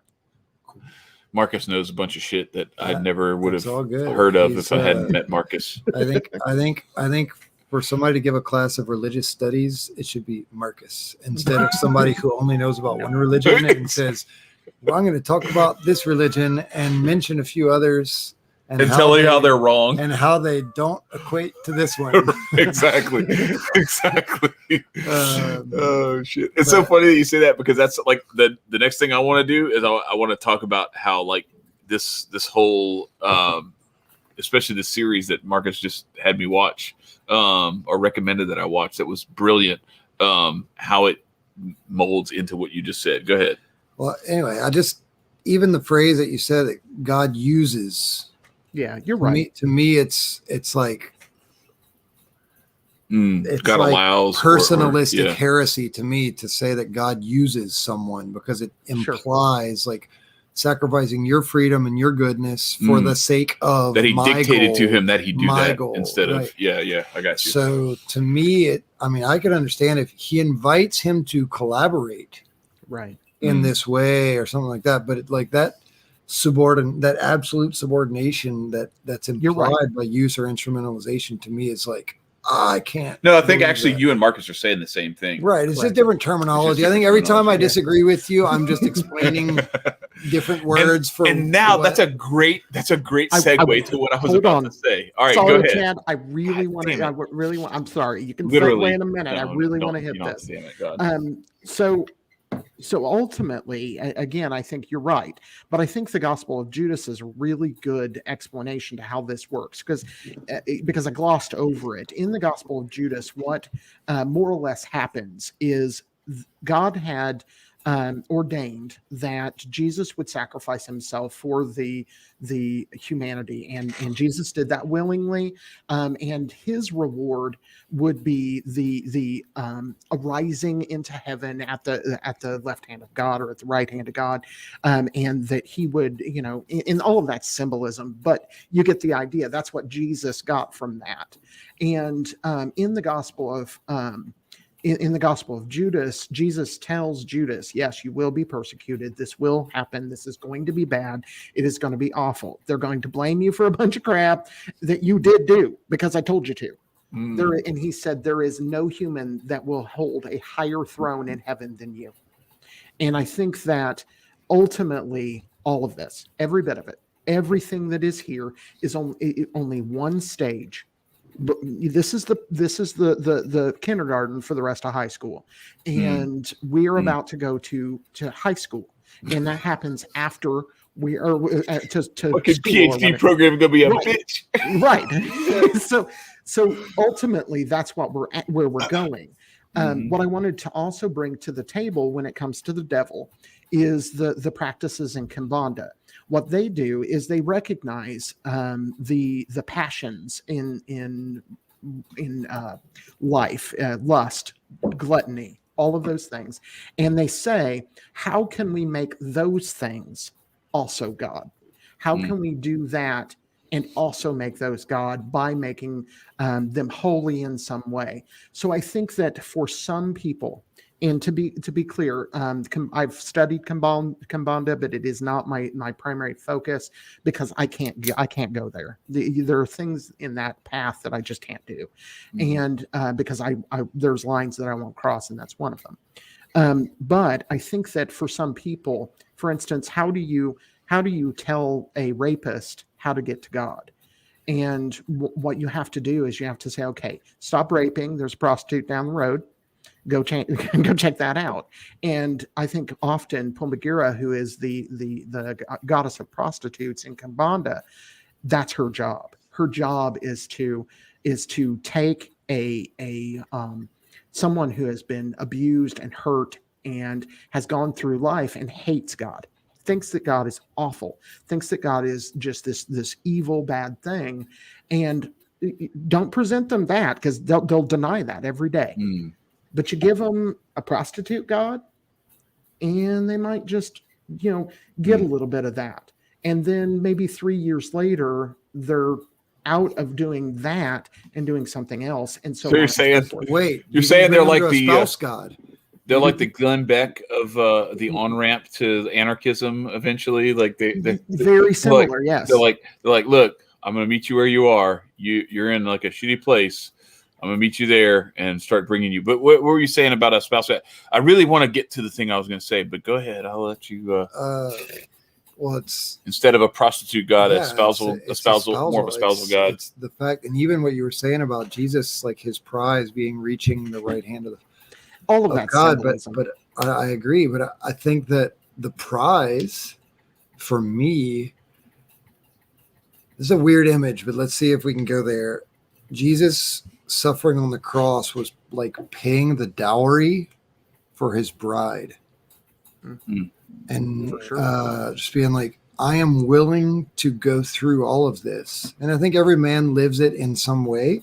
Sure. Not probably not comparatively, but in some way there's this risk, there's this self-giving, there's the sacrifice of so many things on an economic, personal, hobbies, whatever. There's so many things that go into that. And it's, I give myself to you in order to be able to marry the bride. So like if original sin were the original separation, where the bride was kind of led away by some other like jerk boyfriend guy that's like not the one that's really going to make you happy.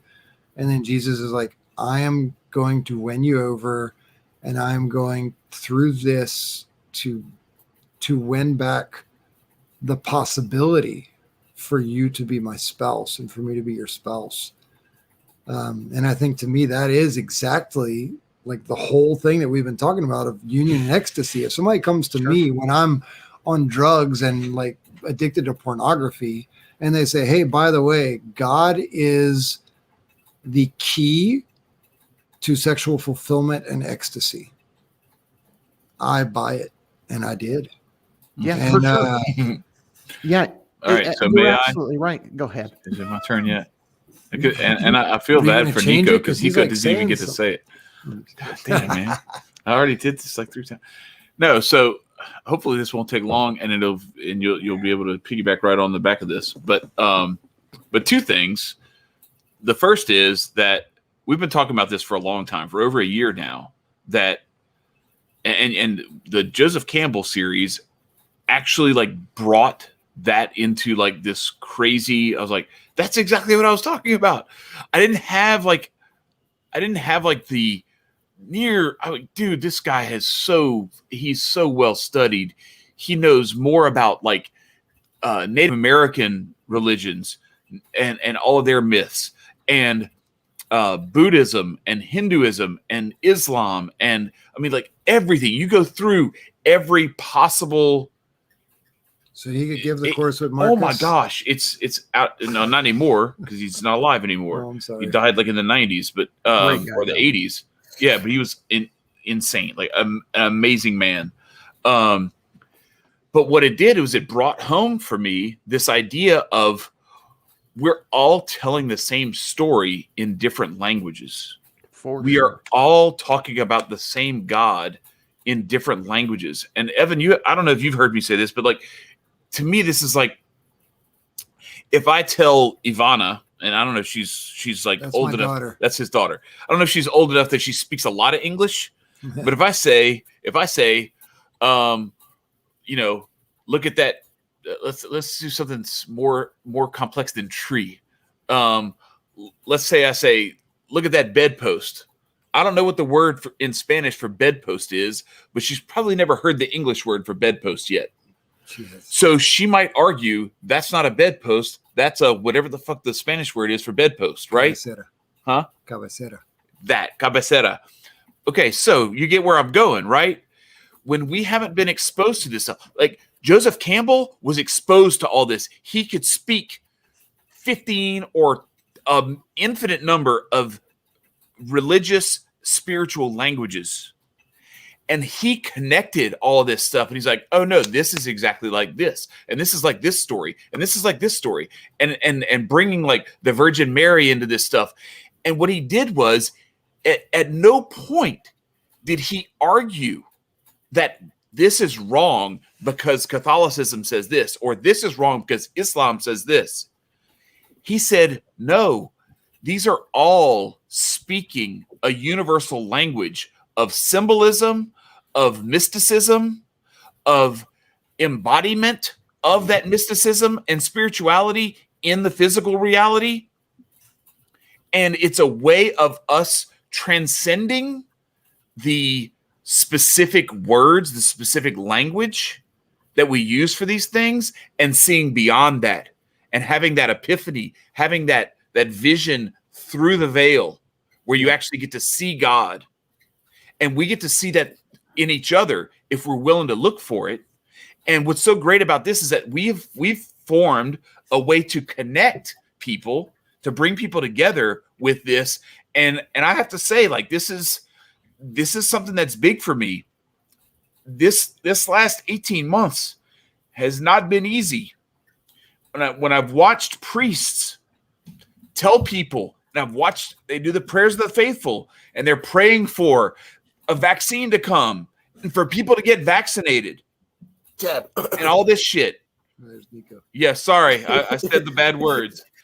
When they say this stuff, you know, I can understand why people are really receptive to that. Anyway, no, when you see the people who are supposed to be your leaders, who are supposed to be the people who are the vehicle through which truth and knowledge and spiritual goodness and all that stuff comes from, right? They're the vehicle through which all that stuff comes. When they start doing this stuff and they start telling you about like how it's your duty to pay your taxes and all this stuff, and I'm like, bro, y'all like are exempt from a lot of that stuff. Yep. As a church, and you could tell me I got to do it, and then the stuff that I'm paying taxes for, they're bombing little children, they're murdering people with this shit. Yep. Get the fuck out of here. So it's been really difficult for me. Yeah. And to have a man like Marcus, who I met 3.5 years ago, I guess, who practices voodoo, who has all this other stuff that like he reads Alexander Crowley and quotes him all the time, and that scares the fuck out of people. And I get it, I understand, because it used to scare the shit out of me too. Marcus said, don't lose connection with those rituals, with those rites, with those things that bring the spiritual reality into the physical reality. It's the thing that's kept me going, or it's one of them anyway. And anyway, I owe you a lot of credit for that. So that's the two things I wanted to say. Sorry, I see you getting all red-faced there, but I had to do it.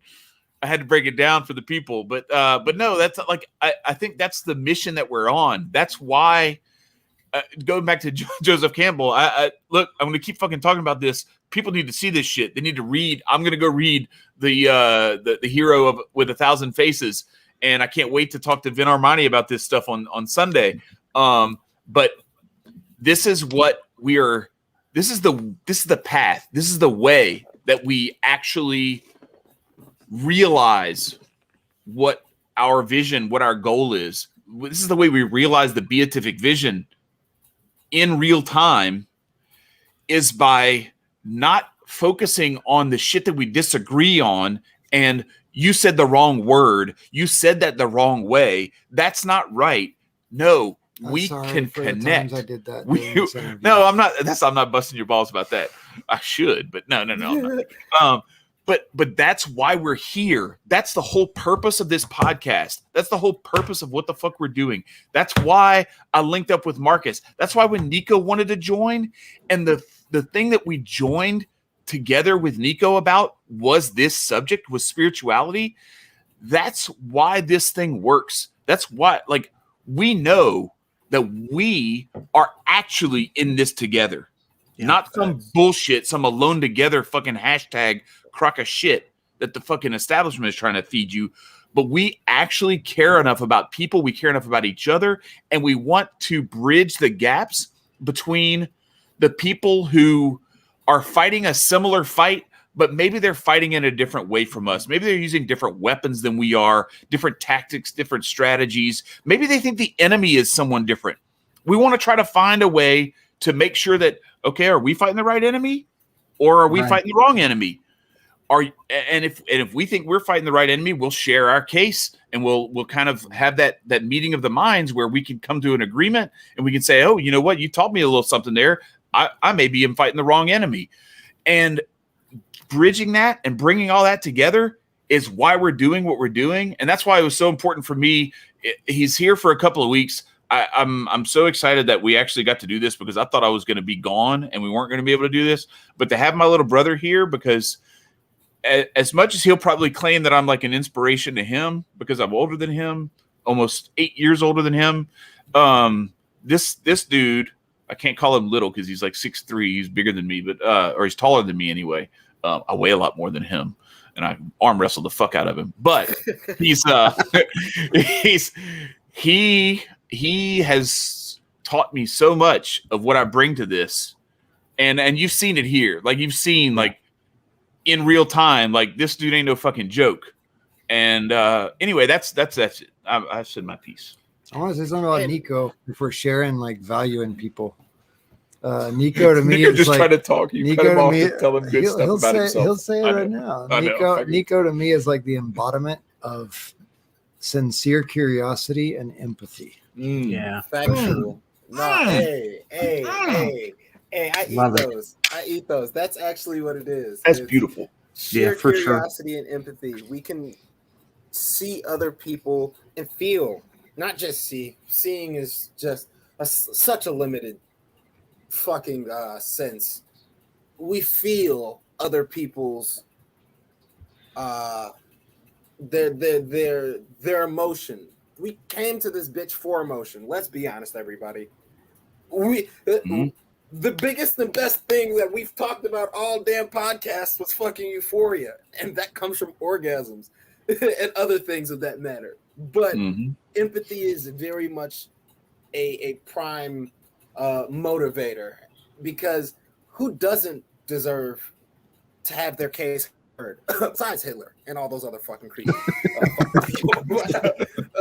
But that's a necessary tool for humanity to continue to thrive. Curiosity. Look, I'm not a cat, and I don't plan on getting shot 9 times because I only got this one life. or 8 times. But this curiosity drives me. It drives me to like a whole new understanding of, oh, what does this do? Oh, what does this do? Not to the point where like I'm a child burning my hand, but sometimes that burn is necessary. Every single thing is necessary in life for growth. And for being very, very, and then all of us can most definitely agree on this, being very spiritual people, you're always empathetic. That's why we're on this fucking fight in the first place. Let's be honest here. Sure. If we didn't care, if we didn't want anybody, we could be like the monks, cooling up in our little ivory mountains, you know, the feng shui on right, got my tea on the pot, minding my business. For sure. But instead, we interject ourselves to society so that they can feel what we're feeling, so they can develop the empathy and understand how not only just our community, our culture, and our perception drives us, but also our spirituality. Everything's a driving factor. And we most definitely are embodiments of it. Can I first off say thank you very much, Evan? Like, it's definitely just you've put a cherry on top plenty of times. You've put a cherry on top of like lighting up the light bulb and, you know, presenting things that aren't complex to make them complex. Like, it's so simple that you can add so many layers to it and you still have something simple, if you will. Thanks. Everybody deserves, you're a genius back there, man. You and your brother. Everybody needs to have an understanding of the next person. Everybody needs to be curious as well. Get outside of yourself, man. That's why I love spirituality. Spirituality is something that, like, for example, when I was like first hopping down this alchemy path, aka magic, aka voodoo, and all that fun stuff, my homie was like, or former homie was like, careful that shit. It's kind of scary. And I chuckled. And I'm like, like, what the fuck else isn't unknown on this planet? For you to be so scared, for you to be so encapsulated by the thought of fear and not wanting to understand is the fault of humanity. For you to wanting to stay in your own box. That's why we're in this problem right now, damn it. Yeah, for sure. We don't push what is necessary in life. And that's the true feeling. Because let's be honest, I feel great when I win an argument. For my empathy level for that other person is little to nil. Because I don't care. I want you to understand my point of view. When you have that level of empathy, you can dissolve your ego. When you have that level of wanting to feel and wanting to be open, the curiosity aspect, there's a limitless amount of progression that could be used or that could be prospered and pushed forward. But nevertheless, thank you very much for that tidbit, Evan. That most definitely put a lot of things in perspective. So yeah, that was my 2 cents. Yeah, that thing you said about the winning the argument, that's right up. That's right in that. What did you call it? The integral good versus the Partial. The partial good. Right. It's like you get that little I won, and then it's like, and what did I win? Yeah, right. I felt good for a minute. Felt good for a minute. Now I feel like shit, and I don't really. I got my Facebook because they weren't Jesus convinced. says you have already received your reward. Yeah, exactly. Right. Exactly. Yeah, and the thing is, I do need to return to some of what Chad said, and frankly, what Nico said as well, and for that matter, Evan. You know, Evan early on in this conversation talked about his daily prayer. Chad, all I can say about the things that I've tried to help you with, and I feel blessed that I've managed to help you, and that's a wonderful thing. I have a daily prayer too, and I'm gonna try not to choke up. So But I have a daily prayer too, and Evans talked about his earlier. And my prayer, for all of the I'm a deist or a voodoo practitioner or whatever the hell I am. For all of that, my prayer every single day is to be a tool for God's grace every day. I pray every day that I can be the tool that God needs in somebody's life. I don't care whose life that is, and I don't care if I ever know about it. I want to be a tool for God to touch their life. That's what I want. That is how I want to be. That is how I live my life, and that is how I will live my life the rest of my existence. I want to help people. It is important to me. And it is that kind of real spirituality that they want us not to have. When we're not reaching out to other people, when we're not trying to help one another, when we're not holding each other up, that is what they absolutely want us to deny. They want us alone. They want us with nobody helping us.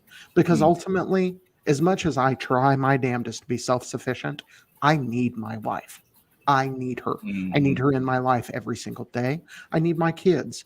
I need my friends. For that matter, I need this damn show. Fucking right. And at the end of the day, I have to move forward with other people. And the more that they drag us out of each other's lives, the more that they get us to ignore each other's growth.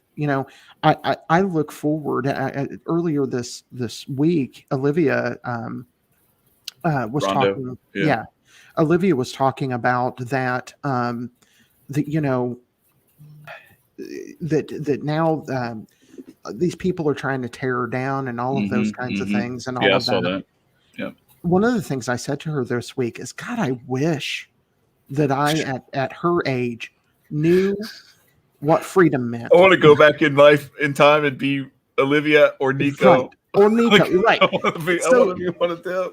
Right. But then you wouldn't be Hey, you. I know, but you know what I'm saying? Damn it. Just let me live in this little fucking dream world that me and Marcus are talking about. God Right. damn. Right. I'm 46 years old, and I plan on kicking it for a little while. But so I still have some learning to do. But man, it would have been awesome if I could have started where Nico's at.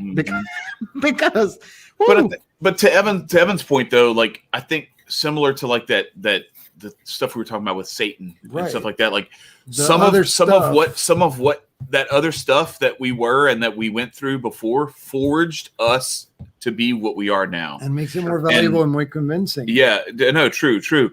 And also I'll say to like what Nico was saying about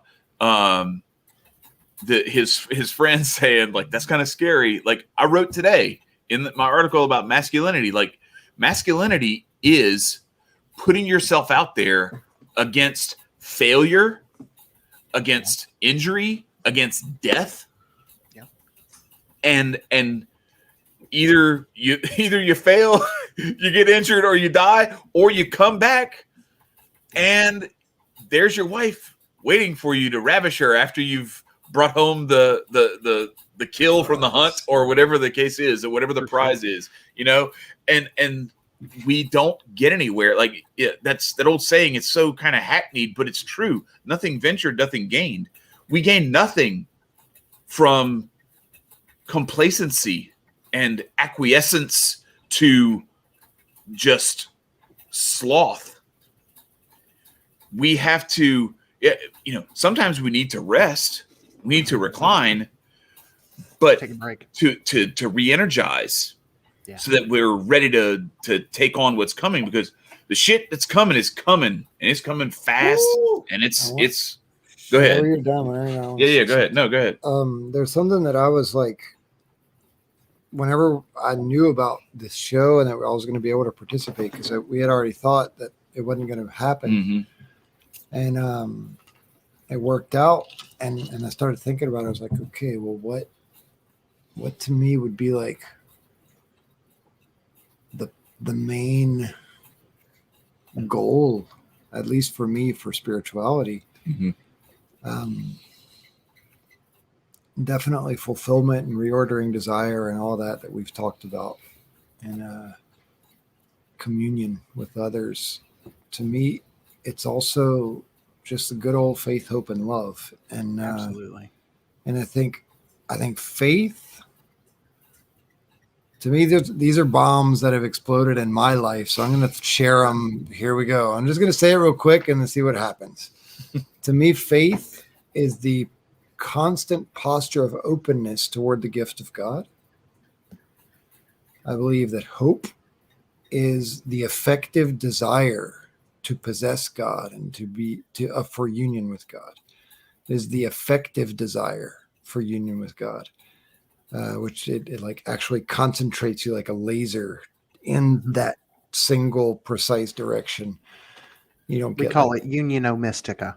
okay, good. You don't get like caught up in all kinds of other stuff. And then the third one, which is love. I mean, it's just kind of like, you know, when have you ever strung a bow before? Mhm. Like a bow. bow? Yeah, like Yeah. you have to fold it over backwards, like, and Yeah. I think that love is something like that, where like you open so much to the receptivity that you like bend outward into this outward hyperextension of force. sorts. Yeah. Well, where it becomes a force of Yeah.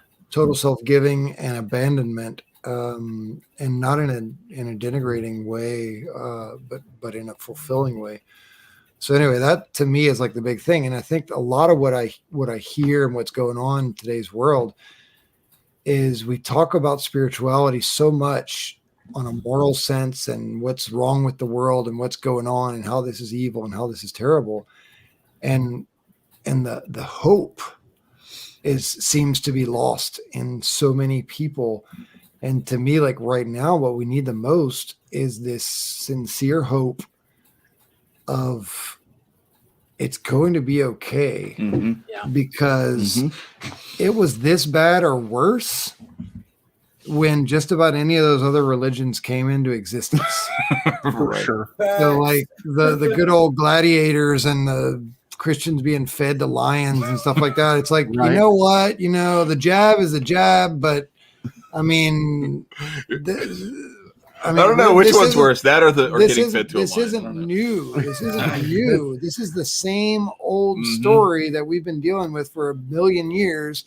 And if we start to act like it's like this new thing and the world is ending tomorrow, then I think like we might lose sight of who's who, and who's really who's really got the power. Because sometimes we start looking around and we're like, I don't even know who the enemy is. And if I think I know his name, I probably don't. He's probably still a pawn of the other one. There's this one thing, and I'm gonna shut up after this. But no, this is fun. John Paul II said that. No, it wasn't him. It was this other guy. His name was Jerzy Papiolowski during the communist occupation. Was he also Polish? Yes. See, Poland, that's why he said that, because Poland. Karol Wojtyla was also Polish. Okay, so he was really, he was a priest, he was a preacher, and he had like a whole lot of people who would congregate to hear his homilies and everything like that. And we're talking like thousands of people who would come for one mass or for one homily. And he would always talk about solidarity and how about our freedom or our dignity and how no one can take that away. And he got like arrested or kidnapped a few times. They beat the crap out of him. They'd leave him on the curb, and he'd come back. And somebody said, he said, "Why don't you ever speak out? You know the names of the people who took you. You know who's behind it." He says, "Why don't you ever speak out against them?" And he says, "Because they're just as much victims as I am. Yeah. And they're being manipulated by someone else that they think that they're on the right side or whoever or whatever." Right. And he says, the trick of the enemy is making us think that other human beings are our enemies. Amen. And that that what we really need in all of this is hope, and to understand that our brothers who harm us, even who desire bad things for us and cause them, they are victims. Yeah. And we need to find a way, not just to wake them up, so to speak, but to recognize that desiring their annihilation isn't necessarily the answer, because we're playing right into the enemy's hands. For sure. Mhm. That facts right there. Yeah. You just like summed up the whole purpose of this podcast. Right. Like that's our whole thing is seeing that there's a war and finding as many allies to fight the real enemy and not point the guns at each other. Yeah. And that's what we talked about with Magnus. Is just like, look, we're just not gonna we're not We're gonna not gonna shoot you. And the same thing with Anarchy in Gray last week. And a little bit touched on with Adam too. Yes, with Adam too. And it's very I don't know. I have a tremendous I can amount hear of you from here. I'm going to take a pee break. If that's Okay, go ahead. Okay, Go ahead. real He quick. can still hear me when he walks away. So but anyway, what were you gonna say real quickly? What? Well, I wanted what he brought. He can hear, right? He can't hear. He can hear me, but Okay. he can't hear you. Okay. Well, what That's he the ta- closet, dude. It's over there. Yeah, it's right there. He was about to piss in my man's closet. That man went in my closet trying to fucking piss on my shoes and shit. So I want to, and you can share this with him. Well, just wait. down. Let me say what I was going to say. If Okay. you can hold on, and then Okay. he can hear what I'm going to say, and then when he gets back, he'll hear you. Cool. 'Cause it's not. So, what were you saying, Nico? You got to piss too? Oh no, not at all. Anybody else got but, to piss? Y'all don't get off the no, stream. We got. but I was taking a piss, and I tried this out. So don't blame me. But is it forwards or is it It's backwards. Son of a bitch! Wait, hang on. No, leave it up because it might be frontwards on the YouTube. No, it's backwards. My god, I just wasted all that time. You wrote it all Oh backwards my on God. purpose. You stupid Yes, ass. because like the last time I tried writing something forward, Bro, it was like backwards. Marcus, show us your shirt. Look. When you look at my shirt, what does it say? Our it families backwards? fight. Fuck you. I've been wearing a shirt with something written on it the whole damn The time we've been last doing time I this show. tried drawing something forward, it did not go forward. And then when I draw something backwards and legit put the time and dedication into it, it was Oh backwards. man, that's messed up. funny. Maybe you I can was do it with a basically mirror. saying, thanks for watching, 2 shares to speed the spread, and $5. Please smash that like button. $5 Patreon. That's I'll right. put your That's right. boys. It's the Please. $5 Patreon. No, but so all right. So Marcus, now that Evan's back, you say what you were going to say. I'll remember what I was Okay, going to say. and I'm going to. This was actually the quote from last week, but what You're going to pull it up? Yeah, I've already got it. What I wanted to share with you. This is a because you're not as versed into anarchist theology, if you will, or philosophy. We do have our gods. No. Right, for sure. But her name is Voltairine de Cleyre, and she was a mutualist, anarcho-communist-ish ideas chick. Anyway, but I think that one of the things that we put out there into the world as anarchists in this podcast is the idea that anarchy is peace, the idea that we're changing the perception of this word. And I think that this has a long tradition, because frankly, that's true. If we aren't, violently oppressing people, which is what anarchy is, if we're not violently oppressing people, the opposite of that being anarchy, then you have, good things. But we get painted in particular ways. Anyway, this is Voltairine's quote, and what you were talking about, Evan, reminded me of this quote quite a lot. And so I'm putting it up. I'll read it for our listening audience. It says, "No matter, man always hopes. Life always hopes.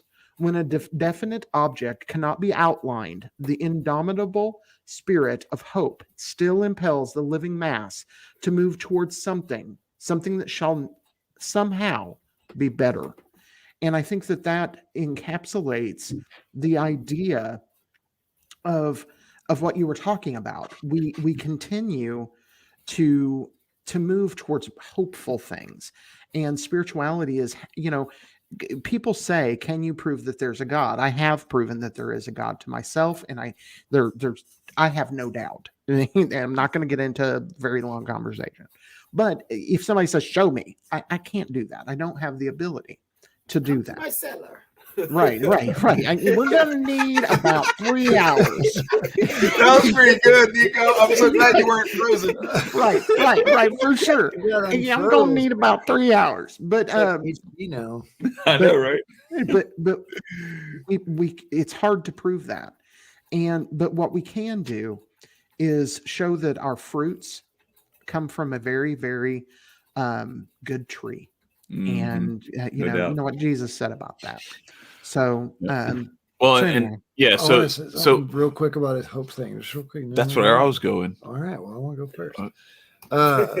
When you said hope with the future, I mean, I think it's also something very present, like where you can experience what you do not yet possess, but you can have it now. You can experience it now. Mm-hmm. So it's not like the opium of the masses kind of thing of like, yeah, just talk to them about some far away never land that they can go to, and that's their hope.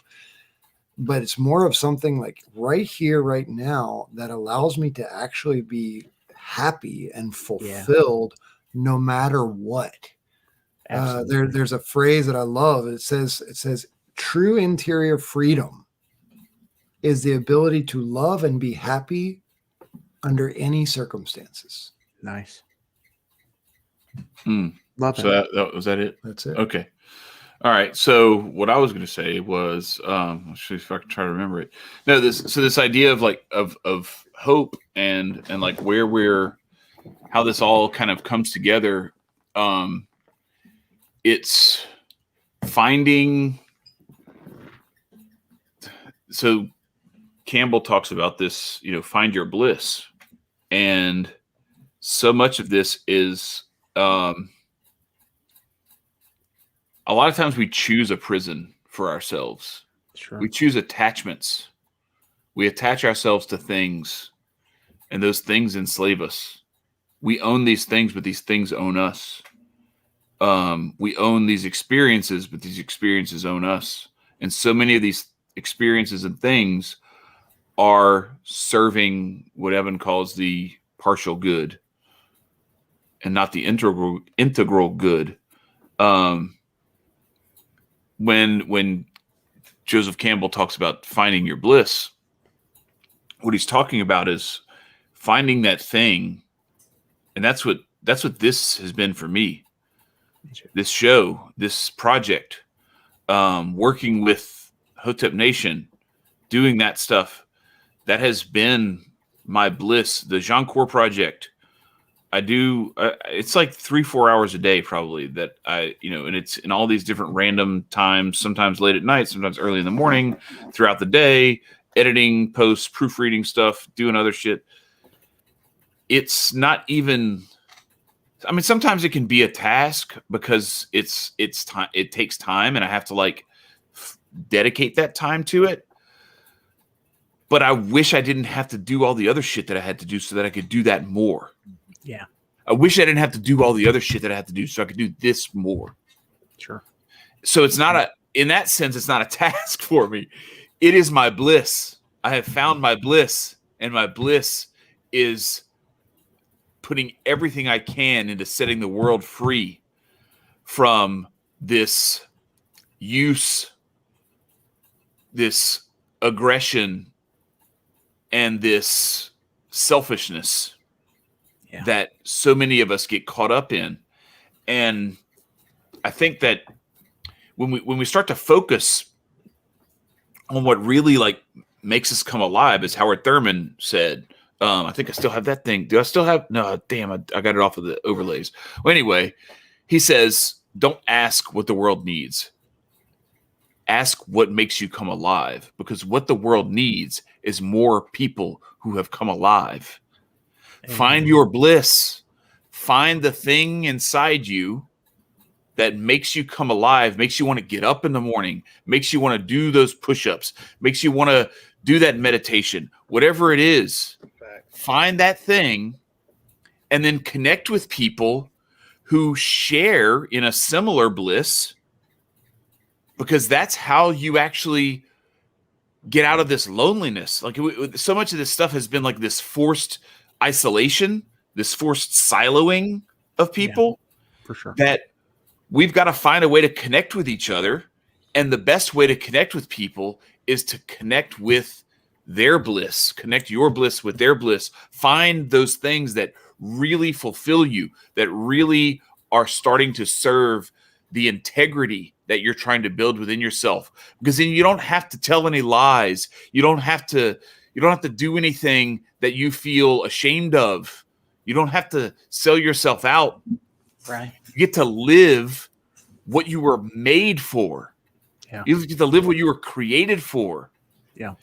And then, as Marianne Williamson said, you, by doing that, give license to other people to do it too. Yep. Because they see it and they say, I want some of that. I want to live like that. Yep. And we need to start showing people, because what we've been confronted with, and that's why I'm really excited about Sunday night too with Vin Armani, is that what we have been sold is this debauchery, this excess, and this empty materialism in the place of bliss, of integrity, of fulfillment, Pleasure instead of happiness. of ecstasy. Yes, pleasure instead of happiness, like Evans said, throughout this. It's that we've been sold that stuff, but if you watch, this whole thing is a cycle. We're watching the same movie, we're reading the same book. It just has different characters. It might have a slightly different few plot devices. It might have a different setting, different scenery, some different little steps along the way that and some little trips and snares, but ultimately it's all the same story. Yeah. And it's all that story that we as human beings have inside our souls. And what we need to start doing is we need to start finding our victory in that, because what's being sold to us is defeat. What's being sold to us is oppression and destruction and being smothered under the weight of all this shit that we are told will make us happy, and it will only suffocate us even more. So that's the call to action for everybody is find that thing, find that purpose in your life that you can start to build towards something that gives you life. Yeah. Because read the John Carl Yeah. article of mission. Yes, absolutely. Find your passion that Andy Ebersole wrote. What were you saying? Piggybacking? What were you saying? Nico? Piggybacking back off of that is the passion. If you don't know your passion, because I know there's plenty of grown-ass adults who don't know what the fuck they're doing. And that's completely okay, because y'all got bamboozled and slipped down a slippery slope of mind entrapment and whatever the fucking word is that they use, indoctrination. So there's no problem with you not knowing what your true bliss is. But the beautiful thing is you can start today. One of the best things that I most definitely hold to my life, is religion and spirituality. I may not be the best practitioner in the world, but who is, damn it? We're all working on consistency and getting better. But my bliss is knowing that I'm getting a step closer to my ancestors, or a step closer to Jesus, or a step closer to true understanding of life's fulfillment on this planet. One thing that you can do is, besides starting today, and this helps with if you have ADD, quote unquote, if your iPhone got to you way too much, is when you think of it, do that shit right then and there, and do it now. I've been on my ass as of lately reading these books and reading and not running around trying to stay physical and things of that nature, sitting my ass down and doing something to get closer. Not only because I'm not gonna lie, reading these motherfucking black and white pages suck, but the knowledge off of them is impeccable. I can't complain, none whatsoever. Is finding yourself and doing the little things that make you chuckle on the inside.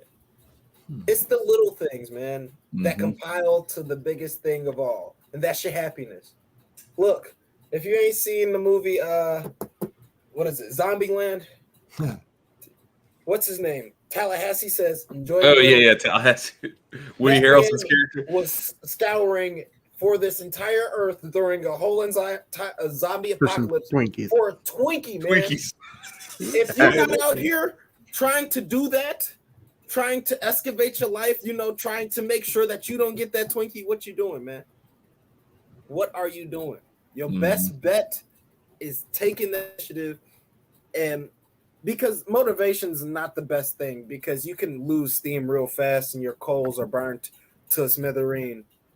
But it's that sheer gut determination and that true curiosity, that everybody has. It takes just a second to just do it. Figure yourself out. If you got that book on your bed and you've been looking at that mug for a hot second, go ahead and sigh, deep it up. Right on. That's all you can do, man. And with all this other hoo-ha that's going on, it's just a distraction so you don't know who you are. Right. Don't let anybody else tell you who you are and how you move. I don't know why this became motivational, but don't let people dictate your life. My father always says, don't let your environment control you. Never let your environment control you. Because if that was the case, we'd all be sleeping on beds with our homie, Jerry the Roly-Poly, and everything else, man. Take this time, take this initiative to know yourself. Know thyself. It's a long journey, but know thyself, because once you know thyself, you know God. I'm done. Right on. Well, I think we need to wrap up. Evan, it's been great having you on tonight. Thank you for joining us. And to Nico and Chad, you guys still remain inspirations to me. I really appreciate everything that you do for me personally. Likewise. And I look forward to continuing to preach the gospel, if you will, and continue to just pound to people. You own yourself, or I prefer you rule yourself. At the end, before we got on here, I believe that Evan had it right. He said we possess ourselves, and I think that is a good way to put it too. But ultimately, you are free. And you were born free, and you remain free.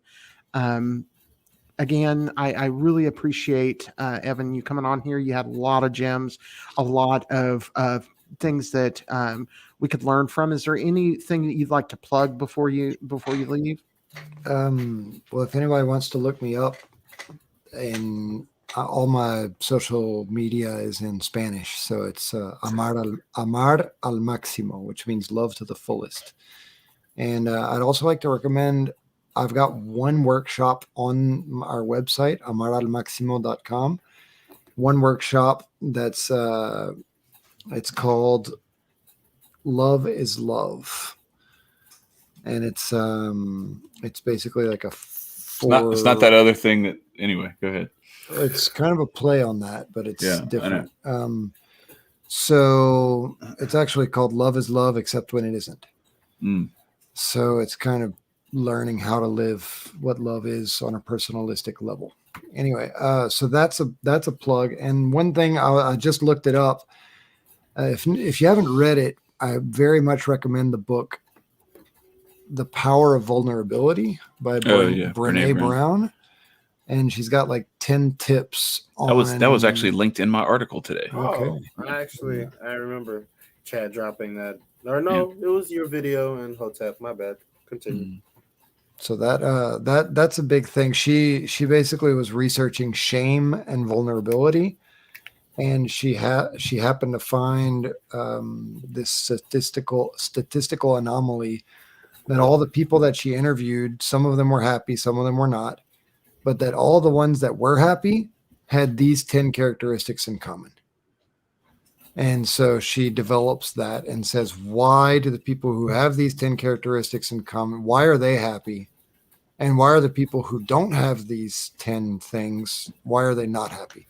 And it's a lot about what we've already been talking about here, but I think it's explained and summarized kind of, if somebody's listening to this and they're like, where do I start? I mean, that could be a good option. I think it's an easy kind of little manual of kind of waking up from maybe what's being fed to us and figuring out what real connection and what real bliss is about. And I think it's pretty positive.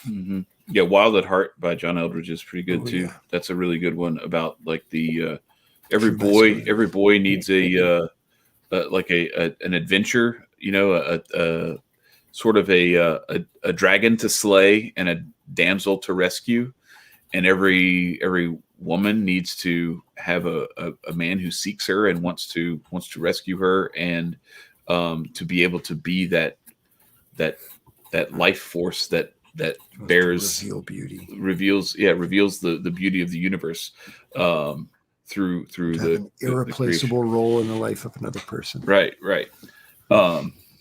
And is there anything else that you wanted to? No, I was just filling in the words you were looking for. Yeah, but anyway, that's a really good book too. And we're gonna put all these links. We don't have these links in the description, but we will put them. So if you want to come back later and check that, we'll get that as soon as the show's done.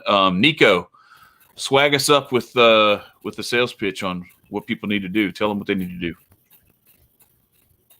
You there? Frozen? He's frozen.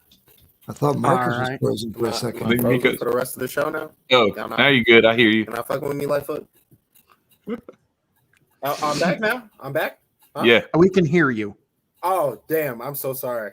He is trying to raise money, though, now, because now he opened up his shirt. That's right. He's just missing the bow tie. Griff don't sleep. Missing the bow tie. Let me tell you.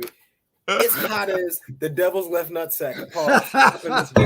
And how many nut sacks does the devil have?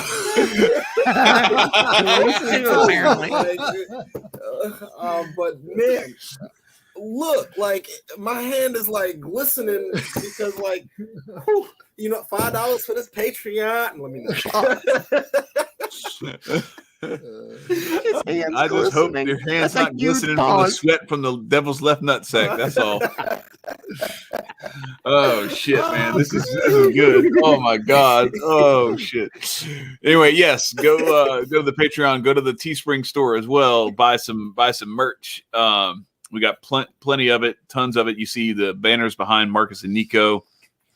I normally would have a shirt from the store. I don't have one on today, but I got Hotep. He's got the Hotep and Build shirt. Shout out to Uncle Hotep for that and Hotep Nation. But no, we look. I appreciate, like, it was actually really cool to watch. We went for almost 2.5 hours, and to watch people keep coming in and joining the show and sticking around. I think this is a really important conversation and a really deep and interesting conversation. And I said that this morning when I knew that Evan was coming on, but you know, I don't know. You don't know how this shit's going to go. I'm like blown away by how this is even better than I could have expected. And I'm stoked that everybody got to be here to witness it and participate in it too, because we had some great stuff in the chat. So anyway, I appreciate everybody doing that. Marcus, you want to read the quote, or you want me to read the quote? You can go ahead and do that. All right. So this is from Buddha.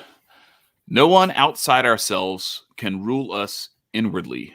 When we know this, we become free. And so, Marcus, what do we tell the folks every week? Stay free.